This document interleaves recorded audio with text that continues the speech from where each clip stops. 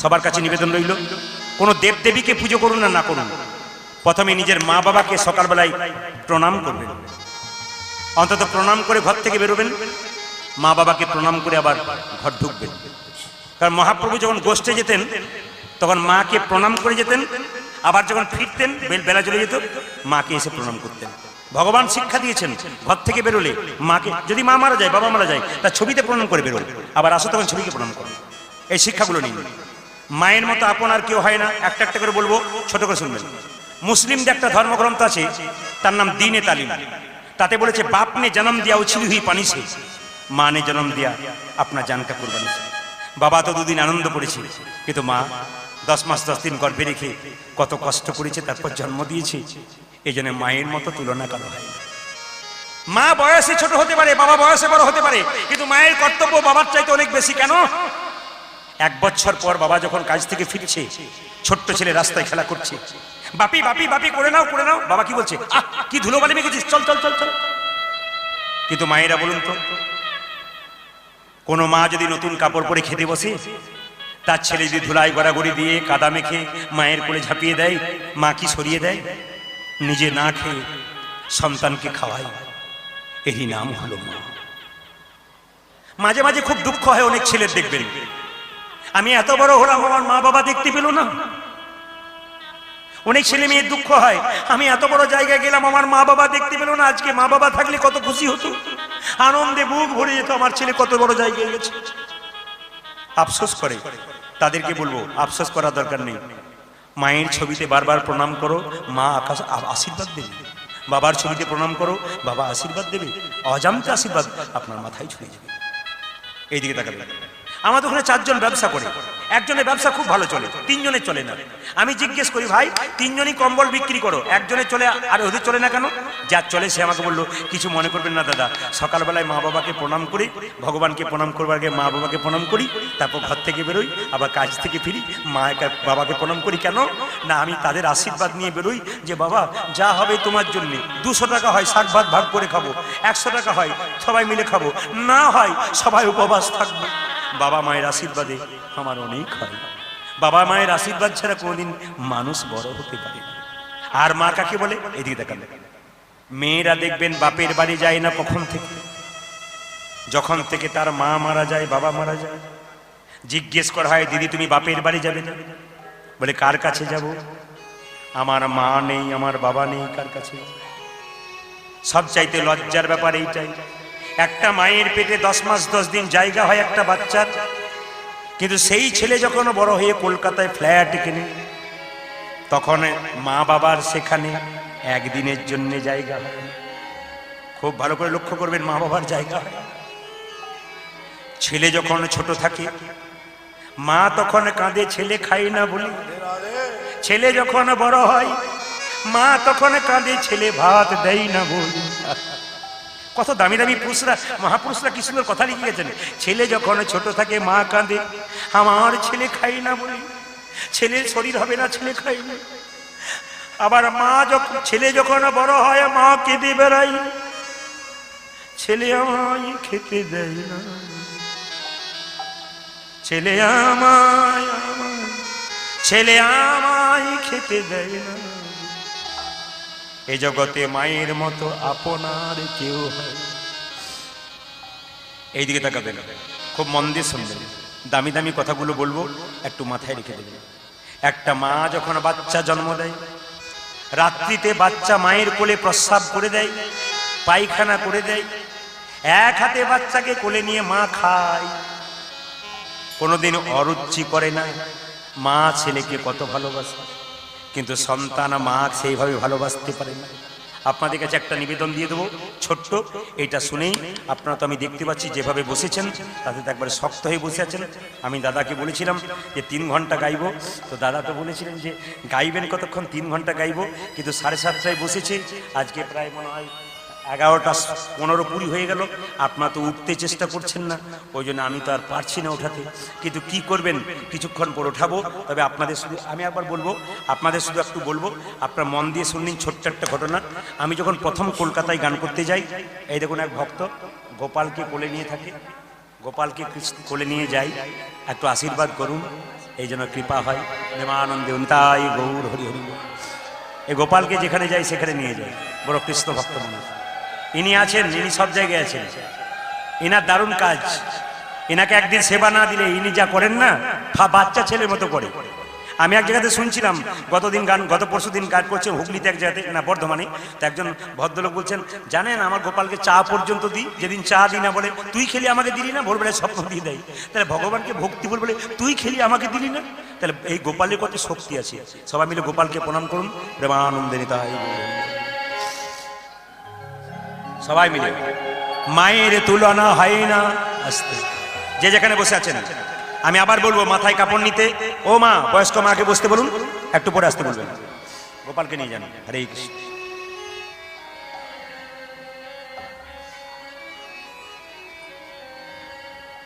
মায়েরা এই দিতে, উনি একটা কথা বলেছিলেন আমাকে খুব ভালো।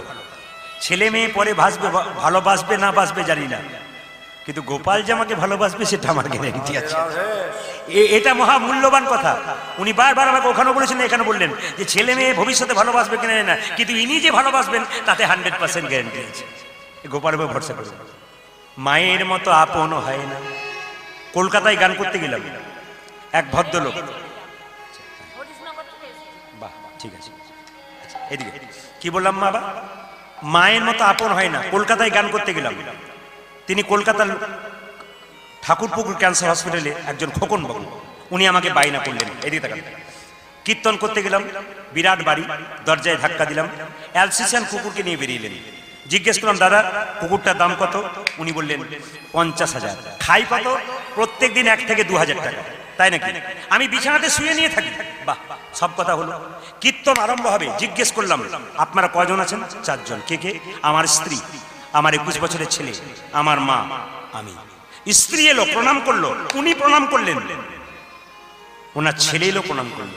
জিজ্ঞেস করলাম আপনার মা, মানে আমার জেঠিমাকে একবার ডেকে দিন, আমি প্রণাম করব। আমি বললাম। উনি তখন কানে কানে বললেন, কিছু মনে করবেন না প্রদীপ বাবু, আমার স্ত্রীর সঙ্গে আমার মায়ের গন্ডগোল ছিল, মাকে রেখে এসেছি বৃদ্ধাশ্রমে। আমি জিজ্ঞেস করলাম, হ্যাঁ বুঝতে পারলাম না,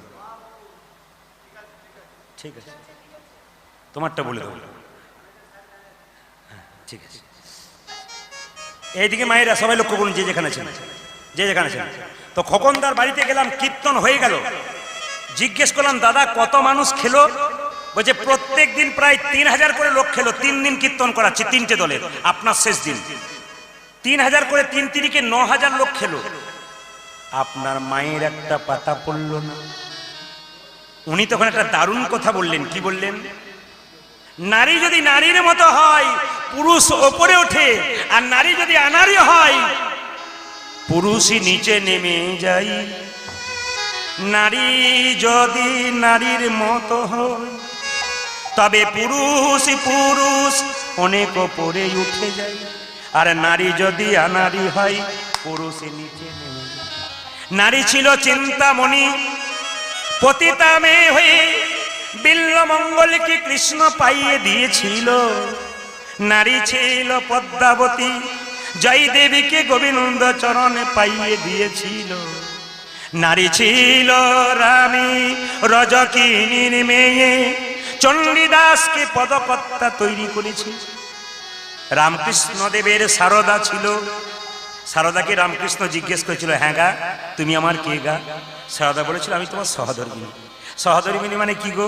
সহধর্মিনী মানে স্বামী ধর্ম করবে, স্ত্রী সাহায্য করবে, এরই নাম সহধর্মিনী। মায়েরা, স্বামী ধর্ম করলে তার ধর্মের ভাগ অর্ধেক পেয়ে যাবেন। স্বামী পুণ্য করলে আপনি পুণ্যের ভাগ পাবেন, কিন্তু স্বামী পাপ করলে আপনি পাপের ভাগ পাবেন না। কেন? আপনি সহপাপিনী নন। শাস্ত্রে বলেছে আপনি সহধর্মিনী। নারী যদি নারীর মতো হয় সে পুরুষ ওপরে উঠে যায়। তিনি একটা সুন্দর কথা বললেন, দাদা আমি বিরাট ব্যবসা করি, হসপিটালে চাকরিও করি, প্রচুর বড় ব্যবসা, টাকার অভাব আমার নাই। আমরা 2 ভাই, ছোট ভাই ভালো কাজ করতে পারে না, পঙ্গু, ও ভালো খেতে পারে না, ছোট্ট একটা ব্যবসা করে দিয়েছি। আমি যখন আমার ছোট ভাইয়ের সবাইকে দিতে যাই কাপড় জামা, একজন হাতটাকে ধরে বলে, চুপ কর, ও খেতে খেতে পারে না। আমি আপনাদের কাছে নিবেদন রাখলাম, এরকম নারী আপনারা হবেন না। পুরুষ যদি হাতটা বাড়িয়ে দেয়, আপনি তার পাশে দাঁড়িয়ে হাতে হাত ধরে হাতটাকে বাড়িয়ে দেন। ঈশ্বরচন্দ্র বিদ্যাসাগরের মা সাগরের মা হলো কেন? খালের মা হলো না, বিলের মা হলো না, সাগরের মা হলো কেন? এই জন্যে হলো, সাগরের মা হলো এই জন্যে, মায়ের মন বড় ছিল। বিদ্যাসাগর মহাশয় মায়ের জন্য শাল এনেছিল। মা তুমি ঠান্ডায় কষ্ট পাচ্ছ, শালটা গায়ে নাও। কিন্তু মা নেই নাই, সেই শাল বাক্সের ভেতরে ভরেছিল। জিজ্ঞেস করেছিল, মা তুমি শালটা গায়ে নিলে না কেন? মা তখন বলেছিল, খোকারে, পাড়া প্রতিবেশীর কত মা ঠান্ডায় থরথর করে কাঁপে, ওদের যেদিন চাদর আনতে পারি সেই দিনে শাল আমি গায়ে নিতে। মা মা মা গো, মা মা মা গো, মা গো মা গো, মায়ের মন যদি বড় হয় তবে সন্তানের মন বড়। এরকম মা হয়ে যান, সন্তান যেন এরকম বড় মনে হয়। মা হলে মায়ের কৃতিত্ব অনেক থাকে। খোকনদার বাড়িতে কীর্তন হয়ে গেল। খোকনদা বললেন, প্রদীপ বাবু পরের বছর এই ডেটটা লিখে নেবেন। লিখে নিলাম, আজ থেকে 12 বছর আগে কথা, লিখে নিলাম। বেশ বেশ দাদা, লিখে নিলেন? হ্যাঁ। ঠিক গান করতে যাবো 1 মাস আগে ফোন করছি, দাদা কীর্তন হবে না। কেন, কি হয়েছে? আমার মা চলে গেলেন। কবে? আজকে। কোথায়? বৃদ্ধাশ্রম থেকে। আচ্ছা আচ্ছা, কে কে গিয়েছিলেন? আমি, আমার স্ত্রী, আমার ছেলে। আপনার স্ত্রী গিয়েছিল? হ্যাঁ। আপনি নিয়ে গিয়েছিলেন? না না, আমি যাইনি নিয়ে, আমার ছেলের সঙ্গে যাচ্ছিলাম। বৃদ্ধাশ্রম থেকে ফোন এলো, মাকে দেখে যান। আমার ছেলেকে নিয়ে আমি গাড়ি নিয়ে বেরোচ্ছি, স্ত্রী দরজায় কাঁদছে। কি ব্যাপার গো? সারা জীবন তো তুমি মাকে কষ্ট দিলে, রাধে রাধে, আমায় একবার মা বলতে দিলে না।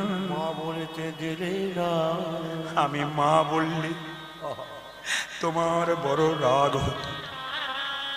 আজকে আমি কারো, আজ আমি কারো কথা শুনবো না। আজ আমি নিজেই মায়ের কাছে প্রায়শ্চিত্ত করতে যাব।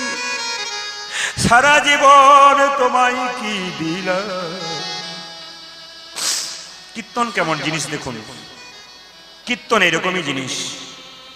আজকে এই দরজার ফাঁকে দেখুন কত ভক্ত দাঁড়িয়ে আছে, ওই লাইনে দেখুন কত মায়েরা ঘন্টার পর ঘন্টা দাঁড়িয়ে আছে।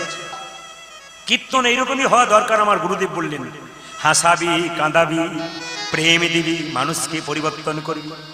আসরের দিকে তাকিয়ে দেখুন, আসর স্থির হয়ে আছে। কেন? প্রেম যদি দেওয়া হয় ভক্ত স্থির হয়ে যায়। আমি বললাম, কেন নিয়ে গিয়েছিলেন? হ্যাঁ নিয়ে গেছিলাম। উনি বললেন, আমায় নিয়ে যাবেন না? আমি বললাম, চলো। নিয়ে গেলাম। কি করেছিল আপনার স্ত্রী? চুপচাপ এলো। মা মৃত্যুর সঙ্গে লড়াই করছে। ভালো করে তাকান না। মা মৃত্যুর সঙ্গে লড়াই করছে, কথা বলতে পারছেন। আমি মায়ের মাথায় হাত বুলিয়ে দিলাম। আরে কেঁদে কেঁদে বললাম, মা গো, সারা জীবন দুহাত দিয়ে এত টাকা রোজগার করলাম, বল হরি বল, তুমি যদি আমায় জন্ম না দিতে গো, তুমি যদি আমায় 10 মাস 10 দিন গর্ভে রেখে আমায় জন্ম না দিতে, পৃথিবীর আলোয় আমি দেখতে পেতাম। আমি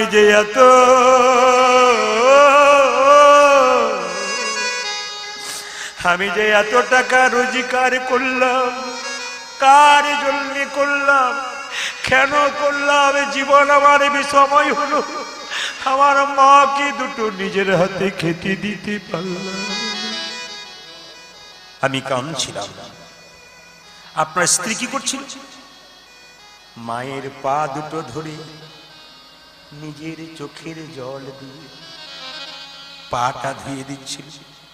জিজ্ঞাসা করলাম, কি গো, সারা জীবন সারা জীবন সারা জীবন সারা জীবন শুধু ঝগড়া করলি, মায়ের সঙ্গে বিবাদ করলে আমায় একবার প্রাণ ভরে মা বলতে দিলে না।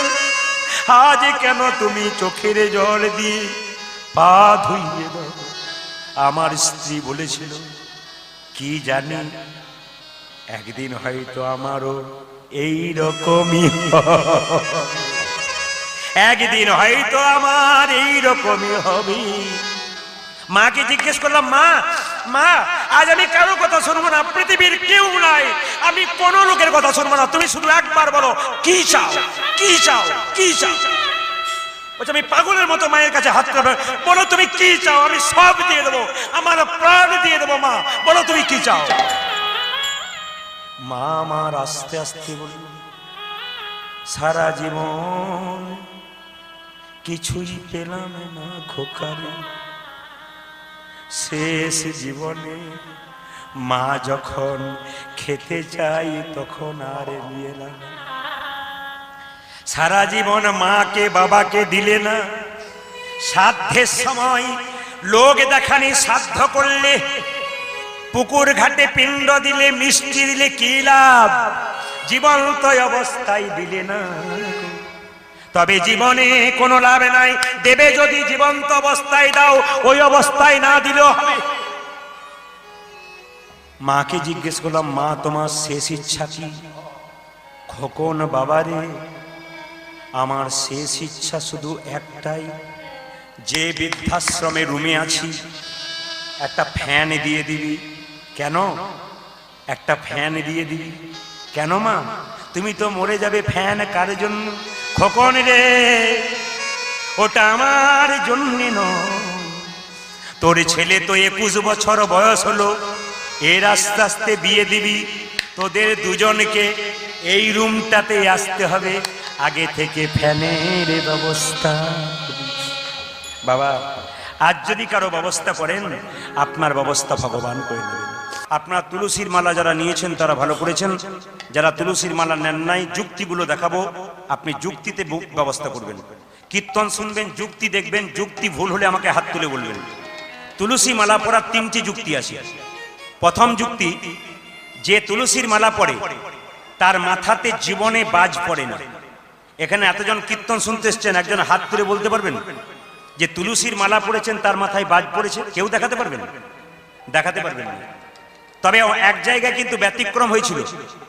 আমি কোচবিহারে গান করতে গেছিলাম, একজন ভক্ত আমাকে কীর্তনের শেষে বাসায় এসে বলল, প্রদীপ বাবু আপনি সব জায়গায় বলছেন যে তুলসীর মালা পড়লে বাজ পড়ে না, আমাদের গ্রামে একটা লোক মোটা মোটা 3টে মালা পড়েছে, ওর মাথাতেই বাজ পড়েছে, হলো কি করে? আমি বললাম, ভাই উত্তর যখন দেবো যুক্তিতে দেবো। বললাম আপনি যুক্তি দিয়ে বোঝান। উনি বলছেন, আমি বললাম দেখো তুলসীর মালা পড়েছে, মাথাতে বাজ পড়েছে, সবার পড়ে না, ওর পড়লো কেন? আমি জিজ্ঞেস করলাম, তুমি দুধ খাও? বলছে খাই। আচ্ছা কিনে খাও না বাড়ির গাভীর খাও? বলছে দাদা আমি কিনে খাই। কত করে খাও? 1 কেজি করে দুধ কিনি। জিজ্ঞেস করলাম, কিছু মনে করো না, 1 কেজি দুধে যদি মায়েরা 700 গ্রাম জল থাকে, একটু হাত তুলে বলবেন ছানা উঠবে? জোরে বলুন। মাখন উঠবে? 1 কেজি দুধে যদি 700 গ্রাম জল থাকে, ছানা উঠবে না মাখন উঠবে না? দুধ যেমনকার তেমন জলের মতো হয়ে যাবে। সেরকম তুমি তুলসীর মালা পরবে আর ভেতরে ভেতরে খারাপ কাজ করবে, তোমার মাথায় বাজ পড়বে না তো কি অন্য লোকের মাথায়? তাহলে মালা পরবার সময় বিচার করে পড়তে হবে। এইদিকে তুলসীর মালা যারা পরবেন, বিজ্ঞান তো বললো বাজ পড়বে না, কোনোদিনই পড়বে না। উনি আমাকে শেষে বললেন, কিছু মনে করবেন না প্রদীপ বাবু, এটা আপনাকে চালাকি করে জিজ্ঞেস করলাম, কারো মাথায় পড়ে নাই, আপনি কেমন উত্তর দিন সেটা জিজ্ঞেস করলাম। তাহলে বাজ আজ পর্যন্ত কারো, এই দেখুন হরিবাসরে দাঁড়িয়ে গ্যারান্টি দিলাম, তুলসীর মালা পরে কাউকে সাপে কামড়াবে না। আর যদি সাপে কাউকে কামড়ায়, এ তুলসী মালার এমন গুণ আছে, দেখবেন সাপের বিষ পর্যন্ত তার শরীরে লাগে না, আপনি চিকিৎসা করালেই ভালো হয়ে যাবে। দেখবেন যারা সাপ নাচাতে আসে আপনাদের এলাকাতে, দেখেছেন? জোরে বলুন হ্যাঁ না? দেখবেন সাপগুলো ফনা বিস্তার করে, তখন দেখবেন ও এইরকম এরকম করে, মাঝে মাঝে দংশন করেও দেয়, কিন্তু দেখবেন ওকে সাপে কামড়ায় ও মরে না।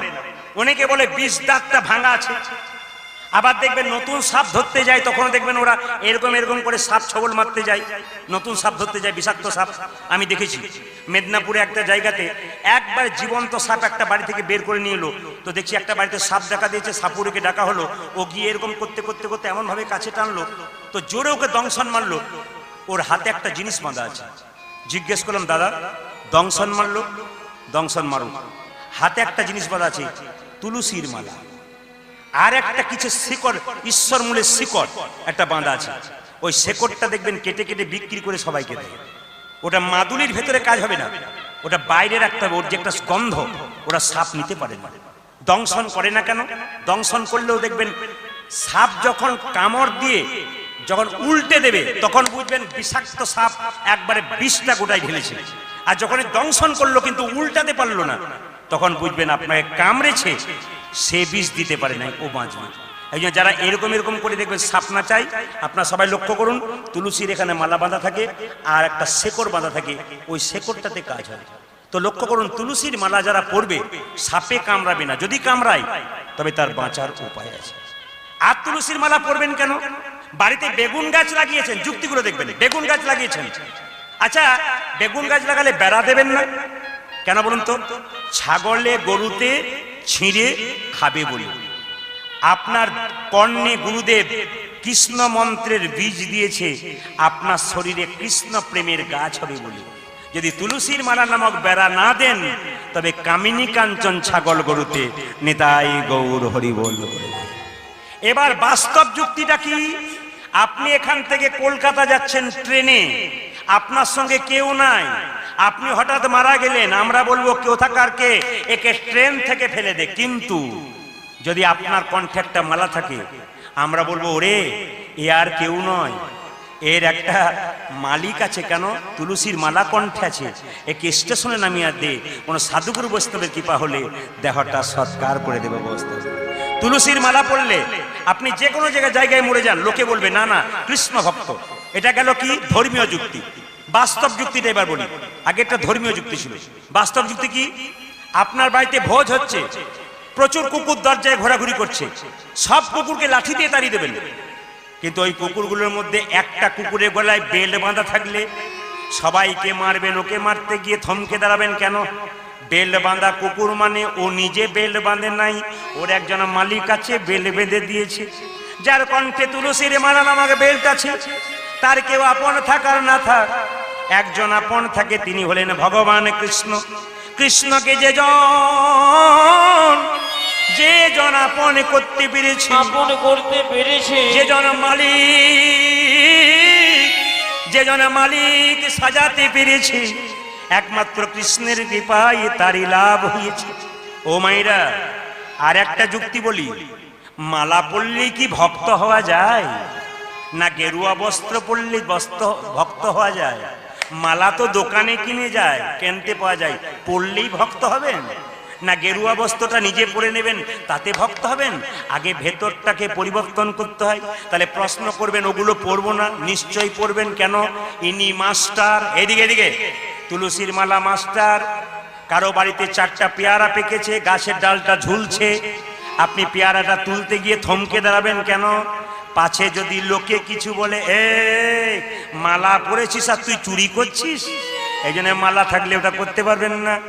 আর দ্বিতীয় কি, সবাই লক্ষ্য করুন, মালা পরবেন কেন? যদি আপনাদের মালা পরলে দেখবেন নিরামিষ খেতে হয়। এইদিকে দেখান, মালা, এই কথাটি যখন বলি যে দিদি, একজন বলে মালা পরবার আমার খুব ইচ্ছা, তো বললাম তাহলে আপনি মালা পরুন, কি কি করতে হয়? না নিরামিষ খেতে হয়। আর বলবেন না, দোকানে যখন এইরকম দেখি না তখন মাথাটা খারাপ হয়ে যায়, কারণ পারি না, ওই জন্য আমি পাচ্ছি না। দেখবেন অনেকে পারে না।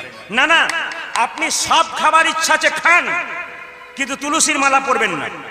তখন আপনি একটা মালা পরবেন, ওই মালাটা কি? বেলের মালা। ছেলে যখন সাইকেলে চাপে, বাচ্চা ছেলে, প্রথমে কি সিটে চেপে যায়? জোরে বলুন। হ্যাঁ না, প্রথমে হাফ প্যাডেলে চাপে, তারপর সিটে চাপে।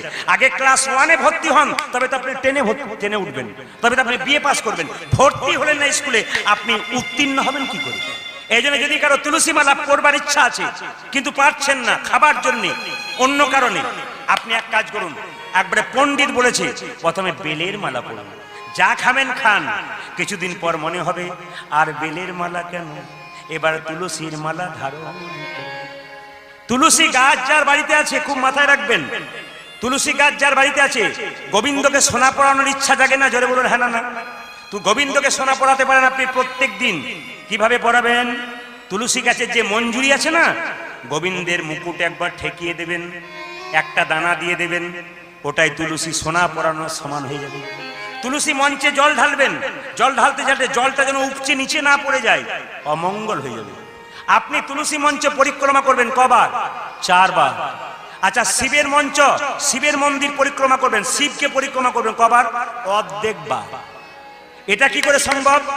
শিবের মন্দির পরিক্রমা করবেন অর্ধেকবার, এটা কি করে সম্ভব? ধরুন শিবলিঙ্গে যখন জল ঢালেন, একদিকে জলটা বেরিয়ে যায় না? জোরে বলুন হ্যাঁ না না। বেরিয়ে যায় না? এটা শিবলিঙ্গ, আপনি জল ঢালছেন, এইদিকে বেরিয়ে গেল, তাহলে আপনি ঘুরবেন কোন দিকে? এইখান থেকে ঘুরতে ঘুরতে এইখানে আসবেন, এইখানে ঘুরে আবার এইখানে আসবেন, অভিষেক করা জলটা পার হবেন না, তাহলে ওটাকে হাফ বার বলা হচ্ছে, অর্ধেক ভাগ। কিরকম? এটা হচ্ছে শিবলিঙ্গ, এটা শিবলিঙ্গ, যে রাস্তা জলটা যাচ্ছে। আচ্ছা, আপনি কি করবেন? এখান থেকে পরিক্রমা শুরু করবেন, এখানে আসবেন, আবার এখান থেকে এখানে আসবেন, কিন্তু পেরিয়ে যাবেন না অভিষেক করা জলটা, তাহলে পূর্ণ হয়ে গেল অর্ধেকটা। ভগবানের মন্দির পরিক্রমা করবেন 4 বার, দেবীর মন্দির পরিক্রমা করবে 1 বার, মা মনসা, মা কালী, মা দুর্গা 1 বার পরিক্রমা করবেন, আর দেবতার মন্দির পরিক্রমা করবেন কবার? 3 বার করবেন। আর সূর্যদেবকে যখন পরিক্রমা করবেন, এমনি সূর্যকে দর্শন করতে করতে পরিক্রমা করবেন 7 বার করবেন। এগুলো শিখে নিতে হয়। আপনি ভগবানকে আচমন করছেন, জলটা দিচ্ছেন 3 বার, এইভাবে শ্রী বিষ্ণু করেন না? না না, নিয়ম আছে। এই হাতটা কানের মতো হবে, কিরকম? গরুর কানের মতো। হাতে জল নেবেন, শ্রী কেশবায় নমঃ 1 বার, একবার হাতে জল নেবেন শ্রী মাধবায় নমঃ, একবার হাতে জল নেবেন শ্রী নারায়ণায় নমঃ। 3 বার বলতে হবে। কি? প্রথমে মাধবায় নমঃ, কেশবায় নমঃ, নারায়ণায় নমঃ। জলটা এমন ভাবে নেবেন যেমন বুক পর্যন্ত যায়, পেট পর্যন্ত, মনে হলো যেন বুক পর্যন্ত যায়, ওইটুকু জল নেবেন, আর বেশি জল আপনি নেবেন না। যারা কৃষ্ণ ভক্ত মানুষ তাদের জন্য বললাম, শাক্তদের জন্য বললাম না, বৈষ্ণব মন্ত্রে যারা দীক্ষিত, কৃষ্ণ মন্ত্রে যারা দীক্ষিত তাদের জন্য বললাম। এবার বলে রাখি মায়েরা, তুলসী মঞ্চে জল দেবেন, কিন্তু মাথায় রাখবেন, সবাই যে যেখানে আছেন, তুলসী পাতা তুলতে তুলতে পাতা বা গাছের ডাল যেন ভেঙে না যায়, এটা মাথায় রাখবেন। তুলসী মঞ্চে যখন জল দেবেন, পশ্চিম দিকে মুখ করে জল দেবেন না। প্রশ্ন করবেন, মুসলিম ভাইয়েরা পশ্চিম দিকে নামাজ পড়ে, ওইদিকে আল্লাহ নেই? অবশ্যই আছে, সব দিকে ভগবান আছে। ওদের শাস্ত্র বলছে ওইদিকে কাবা মসজিদ আছে, ওটাকে লক্ষ্য করে নামাজ পড়ে। আর হিন্দুদের জন্য বলছে পূর্ব দিকে সূর্যদেব উদয় হয়, সূর্য আমাদের প্রধান দেবতা, তাই সূর্যকে পিছু করে কোনো ধর্মীয় কাজ নয়, সূর্যকে পিছু করে মেয়ের বিবাহ, কন্যা সম্প্রদান নয়, সন্তান সম্প্রদান নয়। আচ্ছা, পূর্ব দিকে পিছন করে, পশ্চিম দিকে মুখ করে আপনি মায়ের বাবা শ্রাদ্ধের কাজ সারাতে পারবেন না। অনেক নিয়ম আছে, এগুলো আপনারা করতে পারলে লাভ আছে। আপনারা সব সেজেছেন তো? জোরে বলুন হ্যাঁ না না। অনেকে বলছে কোন সাজার কথা বলছেন, ওটা তো বুঝতে পারছি না। যেমন কিছু মনে করবেন না, অনেকের বাড়িতে আমাদের বাসা থাকে, অপরাধ নেবেন না। বাথরুমে যখন স্নান করতে যাই, বাথরুম তো নয়, যেন কসমেটিক্সের দোকান, কোনটা মাখবো কোনটা না। অনেকে আবার কীর্তন শুনতে আসে, তখন দেখবেন আমার দিয়ে তাকান, আবার দেখবেন যে কালো রঙের শরীর, সে আবার পাউডার মাখি, মানে চুনকাম করে। লক্ষ্মী নারায়ণকে জিজ্ঞেস করছে, স্বামী তোমার নিজের রংটার উপরে আবার পালিশ দিচ্ছে। তখন নারায়ণ বলে, লক্ষ্মী যতই পালিশ দিক, ধুয়ে দিলে আবার যেমনকার তেমনই হয়ে যাবে। আপনাদের কাছে নিবেদন রইল, আমি ওই সাজার কথা বলি নাই, আমি যে সাজার কথা বলবো মন দিয়ে শুনবেন। তুলসীর মালা কারা কারা পড়েছেন হাত তুলবেন, আসলে হাত তুলুন। বাহ, আমি অন্ধকারে দেখতে পাচ্ছি না, কিন্তু পেছনে প্রচুর হাত উঠেছে। আমি সবার কাছে নিবেদন রাখবো, সনাতন ধর্মকে যদি বাঁচান, সব ধর্মকে সমানভাবে সম্মান দেবেন, কোন ধর্মকে ছোট করবেন না, কিন্তু নিজের ধর্মকে কোনদিন ছোট করবেন না, ঠিক জায়গায় রাখবেন। অন্তত এইদিকে তাকান, যে মেয়েটি সিঁথিতে সিঁদুর, তুলসীর মালা, মাথায় কাপড়, হাতে শাখা, নোয়া পরে রাস্তা দিয়ে যায়, সেই মেয়েটার পুরুষ মুখের দিকে তাকায় না, তার পায়ের দিকে তাকায়। আর যে মেয়েটা খাটো পোশাক পরে, সিঁদুর নেয় না, আর ভালো করে শাখা পরে না, রাস্তা দিয়ে যায়, ওই মেয়ের পুরুষ পায়ের দিকে তাকায় না, মুখের দিকে তাকায়। এমন কাজ পৃথিবীতে করুন যেন মানুষ আপনার মুখের দিকে তাকায়, পায়ের দিকে তাকায়, মুখের দিকে তাকায়। যেন জননী স্বরূপা ভাবে আপনাকে। কিছু মনে করবেন না, আজকালকার সাইজ তো পাল্টে গেছে। আমাদের ছেলেরা এমন জিন্সের প্যান্ট পরছে তার 25 জায়গা ফাটা, আবার সেই প্যান্টটার দাম বেশি। বাবা হরে কৃষ্ণ, কত লজ্জার ব্যাপার দেখুন। যে প্যান্টটা প্রচন্ড জায়গায় ফাটা আছে সেই জায়গার সেই প্যান্টটার দাম। আবার আমি দেখছি আমাদের এলাকাতে অনেক ছেলে আছে, তার বাবা তার ছেলেকে নিয়ে যাচ্ছে এদিকে, এইটুকু ছেলেকে নিয়ে যাচ্ছে বাবা ভান্ডারির কাছে, আমার ছেলেকে হানি সিং কাট করে দাও। হানি সিং মানে বুঝতে পেরেছেন? এই চুলের ধারটা চাঁচা আছে, উপরে দেখবেন ঝুঁটি মতো আছে, রাস্তায় দেখবেন দেখবেন সব হানি সিং কাট কেটেছে। তা আমি হানি সিংকে কাছে পেলে বলতাম, ভাই তুমি এক কাজ করো, গোটা চুলটাকে চেঁচে দিয়ে একটা শিখি রেখে দাও, হিন্দু ছেলেগুলো সব মহাপ্রভুর দলে চলে যাবে। আমি আপনাদের বলতে চাই, শুধু কীর্তন নয়, কীর্তন নয়, কীর্তন সমাজ পরিবর্তন, কীর্তন হচ্ছে জীব শিক্ষা। আমি আপনাদের বলতে চাই, ভালো করে শুনবেন, বাচ্চা থেকে ছেলেকে মানুষ করার চেষ্টা করুন। বাচ্চা অবস্থায় ছেলের হাতে মোবাইল দেবেন না, ছেলে যেন কার্টুন তৈরি হয়ে না যায়। কার্টুন দেখতে দেখতে আমার দিকে মন দিয়ে শুনবেন, জীবনে কাজে লাগবে। বাচ্চা মেয়ে বাজারে যাচ্ছে দুর্গাপুজোর সময় বাবার সঙ্গে বাজারে কাপড় কিনতে, বাচ্চা বলছে, মা বাবা আমরা খাটো খাটো কাপড় নেব। ওইটুকু বাচ্চা আপনি দিচ্ছেন, তার মানে কি আপনি অভ্যাসটা করিয়ে দিচ্ছেন।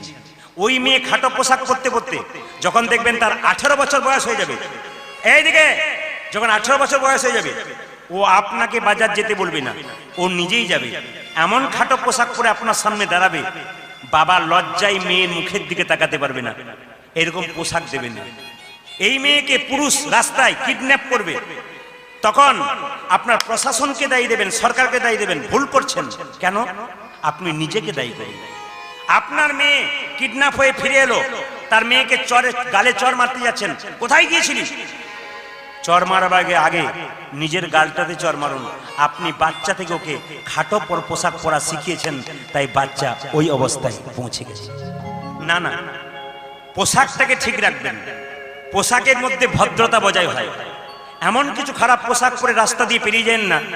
আপনি নিজেকে ভালো ভাবছেন কিন্তু লোকে আপনাকে খারাপ চোখে দেখছে। আপনি সমাজটাকে ভালো করুন, সুন্দর করুন। সম্মানীয় বাবারা যারা বয়স্করা রয়েছে তাদের সামনে বসবেন মাথায় কাপড়টা নিয়ে। আবার সবচাইতে লজ্জার ব্যাপার কিছু মনে করবেন না, অনেক মেয়েরা আপনাদের হুগলি জেলাতে নাই, আমাদের ওদিকে আছে, স্বামীর নাম ধরে ডাকে। শ্বশুর মশাই বসে আছে আর স্বামীর নাম ধরে ডাকছে, এই তাপস, কি ডিজাইনের ডাক, ঠাকুমা যেন নাতিকে ডাকছে না। কত লজ্জার ব্যাপার দেখুন। তবে শুনে রাখুন, আমার মা বেঁচে আছেন, এখানে অনেক আমার মায়ের বয়সের আছেন, আমার মা বেঁচে আছেন, আমার কাকিমা বেঁচে আছেন। এখন মাথার কাপড়টা 75 বছর বয়স আমার মায়ের, এখন আমার কাকিমায়ের বয়স 65 বছর, মাথার কাপড়টা ঠিক রেখেছে। আমার কাকিমা একদিন বললেন, গুরু মন্ত্র নিনাই বাবা, গুরু মন্ত্র দেওয়া করার ব্যবস্থা কর। আমি আমার গুরুদেবকে ডাকলাম, কীর্তনে চলে গেলাম, বাবা মন্ত্র দিয়ে দেবে। আমার গুরুদেব মন্ত্র দিলেন কাকিমাকে, বললেন, শোনো মা, মন্ত্র জপ করবে 3 বার, হরে কৃষ্ণ মহামন্ত্র জপ করবে, তারপর তুমি গুরু মন্ত্র জপ করবে। কাকিমা এসে আমাকে বলছে, বাবা প্রদীপ, গুরুদেব তো মন্ত্র দিল ভালো করলো, কিন্তু 3 বার হরে কৃষ্ণ মহামন্ত্র জপ করতে বলেছে, আর তারপরে গুরু মন্ত্র জপ করতে বলেছে। একটা জায়গাতে আমার গন্ডগোল হয়ে যায়। বলে, কেন? তুই তো সবই জানিস, হরে কৃষ্ণ কৃষ্ণ কৃষ্ণ হরে হরে, তারপর বলতে পারি না, তুই তো সবই জানিস। মানেটা কি বলুন তো? মানে রামটা বলতে পারে না, কাকার নাম রাম, বলছে তোর কাকার নামটা করতে পারি না। বললাম কোনো অসুবিধা নাই, আরে স্বামীর নাম যদি ভগবানের নামের সঙ্গে কোনো অসুবিধা নাই, করতে পারো। বলছে তুই যতই কীর্তন কর, আমি কোনো মতেই করবো না। তাহলে তুমি কিভাবে হরিনাম করবে? বলছে আমি আজ থেকে সিদ্ধান্ত নিয়েছি, আমার 7টা ছেলে যেমন মরে যাবার, 7টা ছেলে মরে যাবার পর একটা ছেলে হয়েছে, সেই ছেলেটার নাম ফেলারাম। আমি আজ থেকে সিদ্ধান্ত নিয়েছি এরকম করে বলবো, হরে কৃষ্ণ কৃষ্ণ কৃষ্ণ হরে হরে, হরে ফেলার বাবা, হরে ফেলার বাবা, ফেলার বাবা ফেলার বাবা হরে হরে। বললাম, কাকিমা তোমার ঘটে বুদ্ধি আছে বলতে পারে। আচ্ছা একটু হাত তুলে বলবেন তো, এ সংসারে কেউ কারো, আমি জোরে শুনতে চাই, এখন নয় বলছে, আর ঘরে গেলে দেখবেন, এ সংসারে কেউ কারো, আরে জোরে বলুন। আচ্ছা একটা কথা বলি, এই হরিবাসরে বললেন ভালো করলেন, ঘরে গিয়ে বলবেন না, নইলে কিন্তু ঝগড়া বাঁধতে পারে। তোমাকে এত দিচ্ছি তাও বলছে সংসারে কেউ কারো না, সকাল থেকে খেতে মায়ের একটা প্রমাণ দিয়ে দেবো। যারা কীর্তন শুনতে এসছেন একবারে সুন্দর মনে শুনবেন এই দামি কথাটা এক এক করে। সম্রাট আলেকজান্ডারের নাম শুনেছেন? জোরে বলুন হ্যাঁ না না, বলে বলুন হ্যাঁ না না। আচ্ছা, এই আলেকজান্ডার যখন মারা যাবে, আমার দিকে তাকান, যখন হসপিটালে ভর্তি হয়ে আছে, মন্ত্রী পাশে বসে আছে, সম্রাট আলেকজান্ডারের মন্ত্রীকে বলছে, মন্ত্রী আমি মরে যাব, মৃত্যুর আগে আমার 3টি ইচ্ছা পূর্ণ করার কথা আছে, তোমাকে পূর্ণ করতে হবে। এদিকে এই 3টি ইচ্ছা কি কি একটা করে শুনবেন। সম্রাট আলেকজান্ডার বলছে, আমি যখন মরে যাব আমার মৃতদেহটা সাধারণ মানুষ কাঁধে নিয়ে বেড়াবে না। কারা বেড়াবে? 4 জন ডাক্তার নিয়ে যাবে। জোরে বলুন কে নিয়ে যাবে? কে নিয়ে যাবে? বলছে সাধারণ মানুষ আমাকে কাঁধে নিয়ে যাবে না আমি যখন মরে যাব। কত জ্ঞানী মানুষ দেখুন, বলছে আমাকে 4 জন ডাক্তার কাঁধে করে নিয়ে যাবে। হরে কৃষ্ণ, 4 জন ডাক্তার। মন্ত্রী বলল, স্যার স্যার লিখে নিলাম, এবার 2 নম্বরটা বলুন। বলছে আমি যখন এদিকে এদিকে ওইদিকে নয়, আমি যখন মরে যাব তখন আমার লোককে এমনি চিত হয়ে শুয়ে নিয়ে যাওয়া হয়, কিন্তু আমাকে যখন নিয়ে যাবে তখন বাঁশে বেঁধে উপর করে এইরকম করতে করতে নিয়ে যাবে। মন্ত্রী বলল, স্যার লিখে নিলাম, আপনি যখন মরবেন আপনার হাত এরকম দুলতে দুলতে যাবে। বাহ স্যার 3 নম্বরটা বলুন। আমি যখন মরে যাব, এদিকে আমি যখন মরে যাব আমি যে পয়সা রোজগার করেছিলাম আমার মৃত্যুর পর আমার পেছন পেছন পয়সা ছড়াতে ছড়াতে যাবে। স্যার লিখে নিলাম।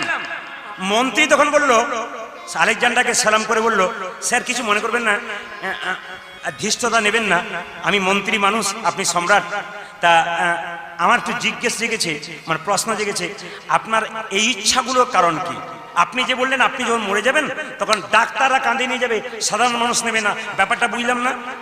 সম্রাট আলেকজান্ডার কি বলছে দেখুন, ওগো মন্ত্রী, আমি যখন মরে যাব 4 জন ডাক্তার কাঁধে নিয়ে যাবে, আমি জগৎকে শিক্ষা দেব সম্রাট আলেকজান্ডার, আসে যদি ডাক্তার, আসে যদি ডাক, আসে যদি ডাক, আসে যদি ডাক্তার, কি করিবি ডাক্তার?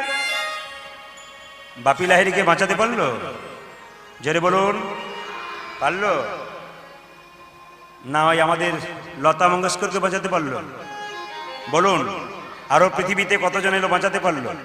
আচ্ছা মায়েরা কিছু মনে করবেন না, তুলসীর মালা যদি গলায় থাকে, মরে গেলে ভক্তি ভরে প্রণাম করে, আর যদি কেউ মরে যায় তার গলায় সোনার মালা থাকে 5 ভরি ওজনের, ছোট বৌমা বড় বৌমা স্বামীকে বলবে, কি করছো দেখতে পাচ্ছ না? মানে মানে কি বলুন তো, মানে কি? স্বামী আমি ঠিক করে নেবো, তোমার চিন্তা নেই। ছোট বৌমা তখন তার ছেলেকে বলছে, মানে স্বামীকে বলছে, শুনছো দেখছো বড়জন।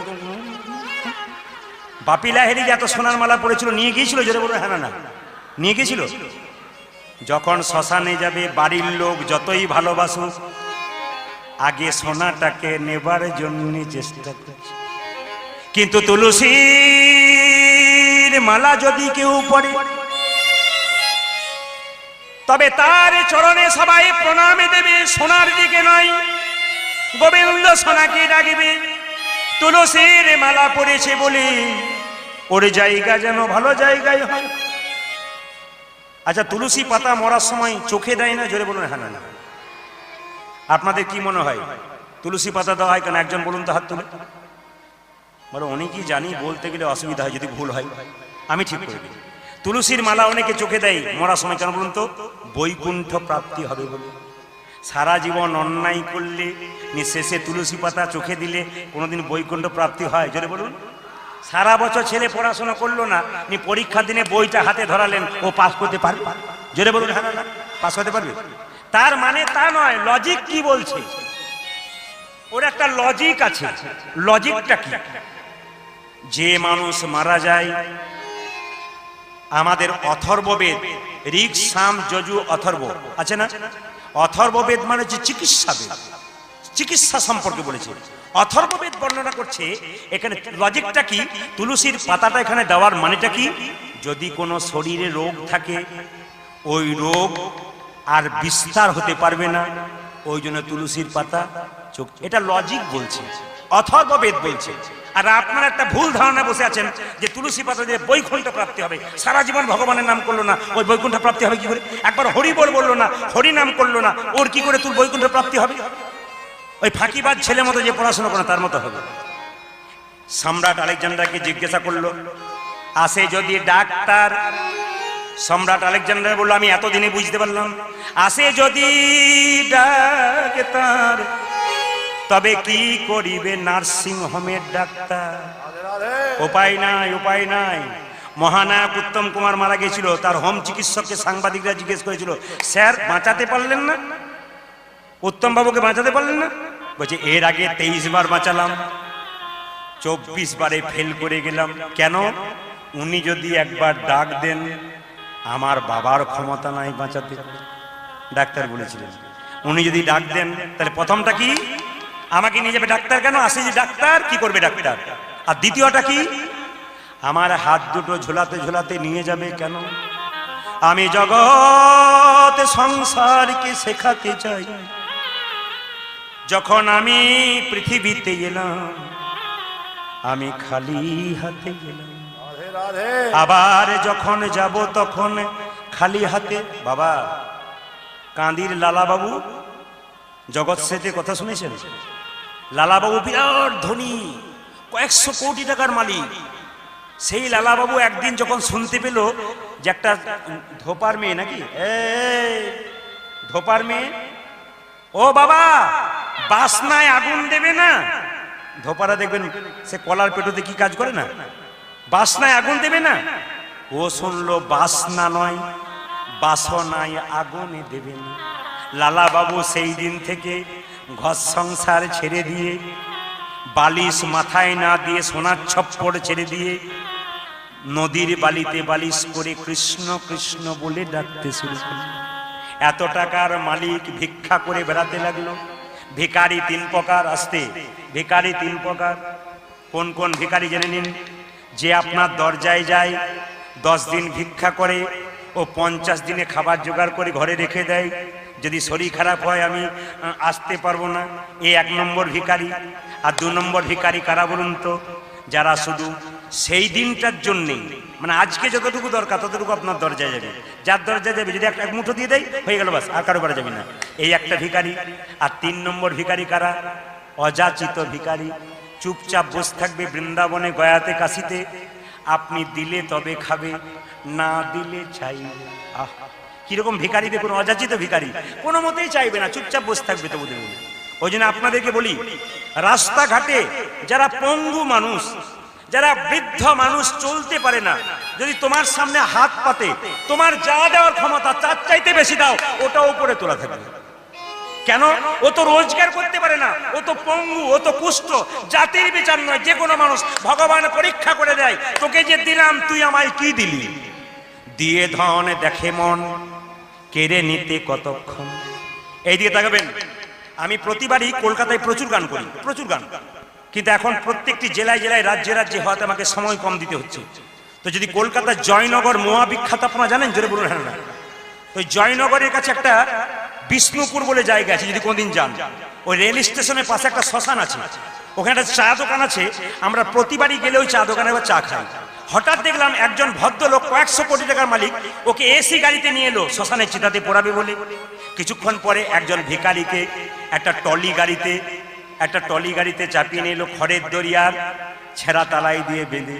ওই ভিখারিটা ওই বাবুর বাড়িতে কোনোদিন যেতে পারে নাই, একবার বাবু বলে ডাকতে পারে নাই, ভয়ে, কেন উনি নিচে নামবেন না, ডাকতে পারে নাই।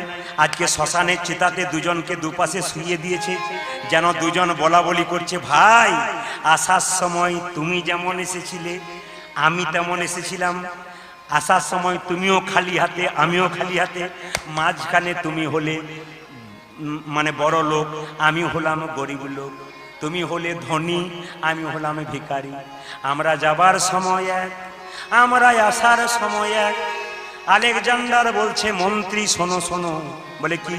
এই হাত দিয়ে কত রক্ত ঘাঁটলাম, কত মেয়ের স্মৃতির সিঁদুর কেড়ে নিলাম, কত স্বামীকে কেড়ে নিলাম, কত ছেলের বাবাকে কেড়ে নিলাম।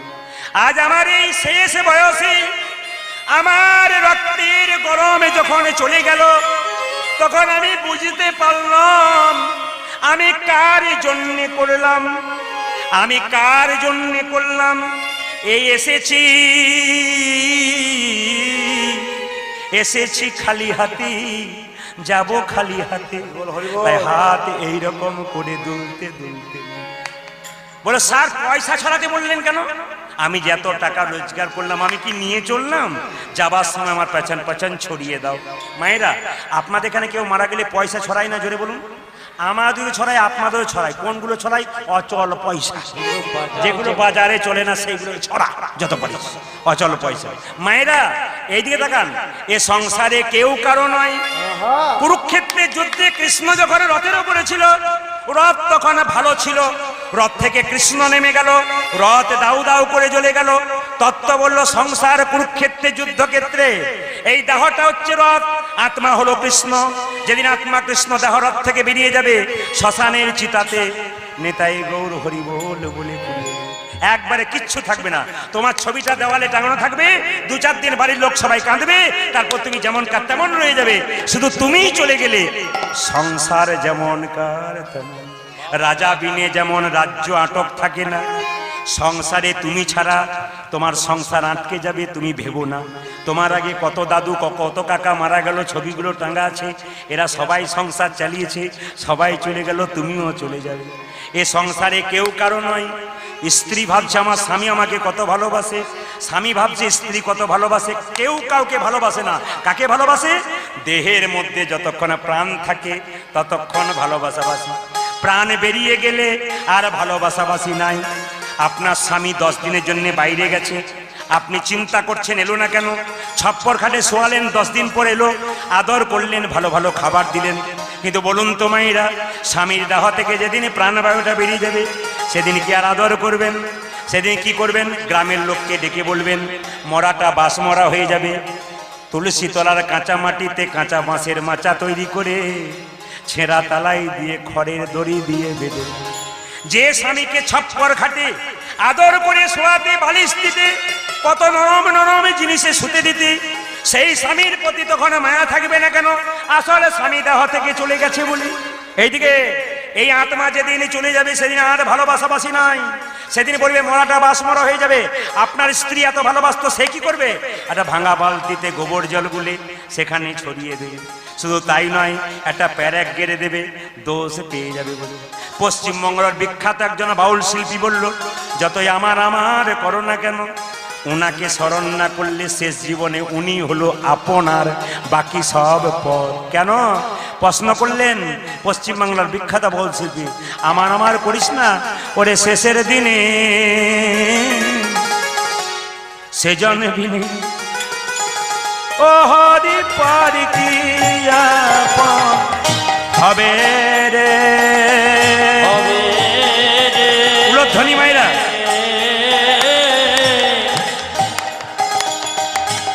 শেষে দিনে সেজন বিনে ও হরি পারি কি আপন হবে রে,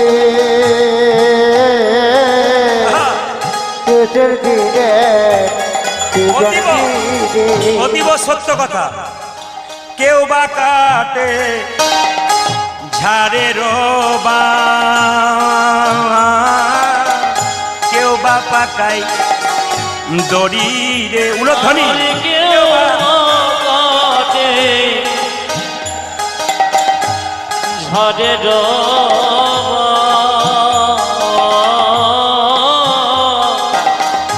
কেউ বাবা কায় করি রে, কেউ বা কাটে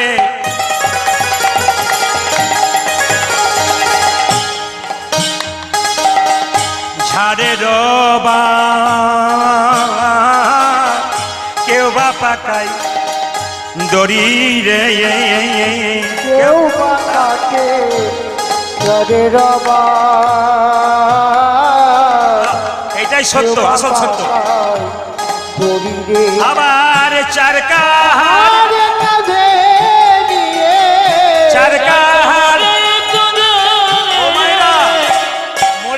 চার কাহারে কাঁদেনি কি বলবে?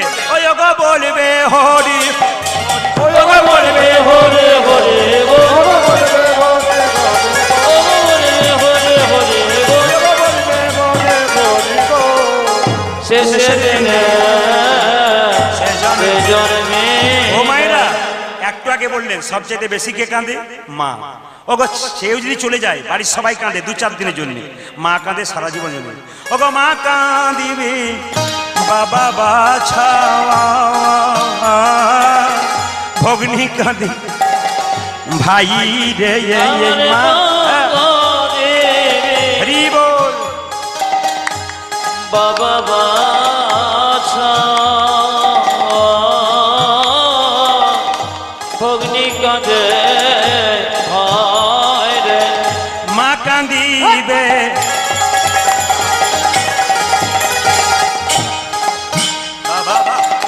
বাবা বাছা, ভগ্নি কাঁদে ভাই রে আমারে মা মা কাঁদে। কাঁদিলে বাবা বাচ্চা ভগ্নি কাঁদে ভাই রে আবার ঘরের রমণী কাঁদে কে গুণ রে আমার মনেতে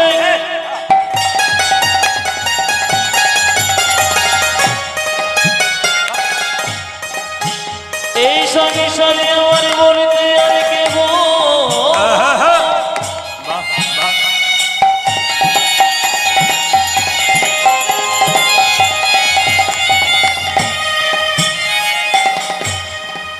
আর কে গো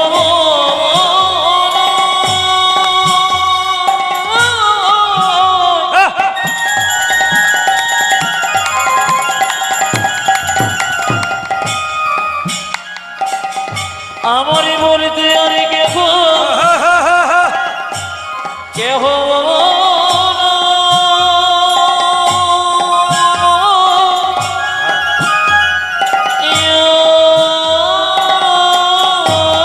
আমার ঘরে রমণী মায়েরা, কাঁদে স্বামী যদি চলে যায় স্ত্রী কি বলে কাঁদে? ওই আমার আর যে কে নাই, আমার আর যে কে নাই রে, আমার আর যে কে নাই, আমার আর যে কে নাই রে, আমার আর যে কে নাই রে, আমার আর যে কে নাই রে, আমার আর যে কে নাই রে শেষের দিনে সে জন্মে। মায়েরা এবার অতীব সত্যটা বললাম। আচ্ছা আপনাদেরকে বলবো, গোপালকে সাজাতো, আচ্ছা কৃষ্ণের মাথাতে মা যশোদা একটা পাখির পালক দিত, ওই পাখিটার নাম কি বলুন তো? জোরে বলুন। ময়ূর। কেন কাক নয়, কোকিল নয়? এখন প্রশ্ন আসবে, অনেক বাবারা কীর্তন শুনতে এসছেন, তত্ত্বগুলো শুনবেন। কৃষ্ণকে মা সাজাচ্ছে গোষ্ঠে যাবে বলে, কালিয়নাকে দমন করতে যাবে বলে, তা কৃষ্ণের মাথায় দিচ্ছে ময়ূরের পালক। এই ময়ূরটা কেন কৃষ্ণের মাথায় এলো? কেন কাকের পালক নিল না কেন, কোকিলের নিল না কেন? ত্রেতা যুগে রামচন্দ্র কত বছরের জন্য বনে গিয়েছিল জোরে বলুন? 12 বছরের জন্য নাকি? যাক আমি খুব খুশি হলাম, আমি যখন 12 বছরের জন্য বললাম মায়ের বলছে হ্যাঁ হ্যাঁ 12 বছরের জন্য গেছে। হ্যাঁ এটা বলবেন, ভুল বলবো ঠিক করে দেবেন।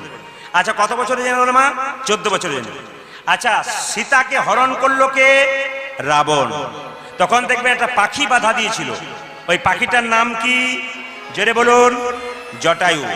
ওই পাখিটা যখন বাধা দিয়েছিল তখন রাবণ জটায়ুর ডানাটাকে কেটে দিয়েছিল। জটায়ু মৃত্যুর সঙ্গে লড়াই করে ছটপট ছটপট করছে, যখন ছটপট ছটপট করছে রামচন্দ্র ছুটে এসে বলছে জটায়ু এই অবস্থা তোর কে করলো? জটায়ু কেঁদে কেঁদে বলছে প্রভু রাম, আমি আমার মাকে বাঁচাতে পারলাম না, চেষ্টা করলাম। রামচন্দ্র বলল জটায়ু তুই তো সীতা মায়ের জন্য এত কাজ করলি, যা যে তোর প্রাণটা দিতে বসছিস, তোকে আমি আশীর্বাদ দিলাম, আগামী তারপর আমি কৃষ্ণ হব, তুই ময়ূর পাখি হবি, আর তোর পালকটা আমি মাথায় নেব। মায়েরা এই জন্য কিন্তু ত্রেতা যুগে ওটা ছিল কোন পাখি জোরে বলুন? কি পাখি বললাম? জটায়ু পাখি।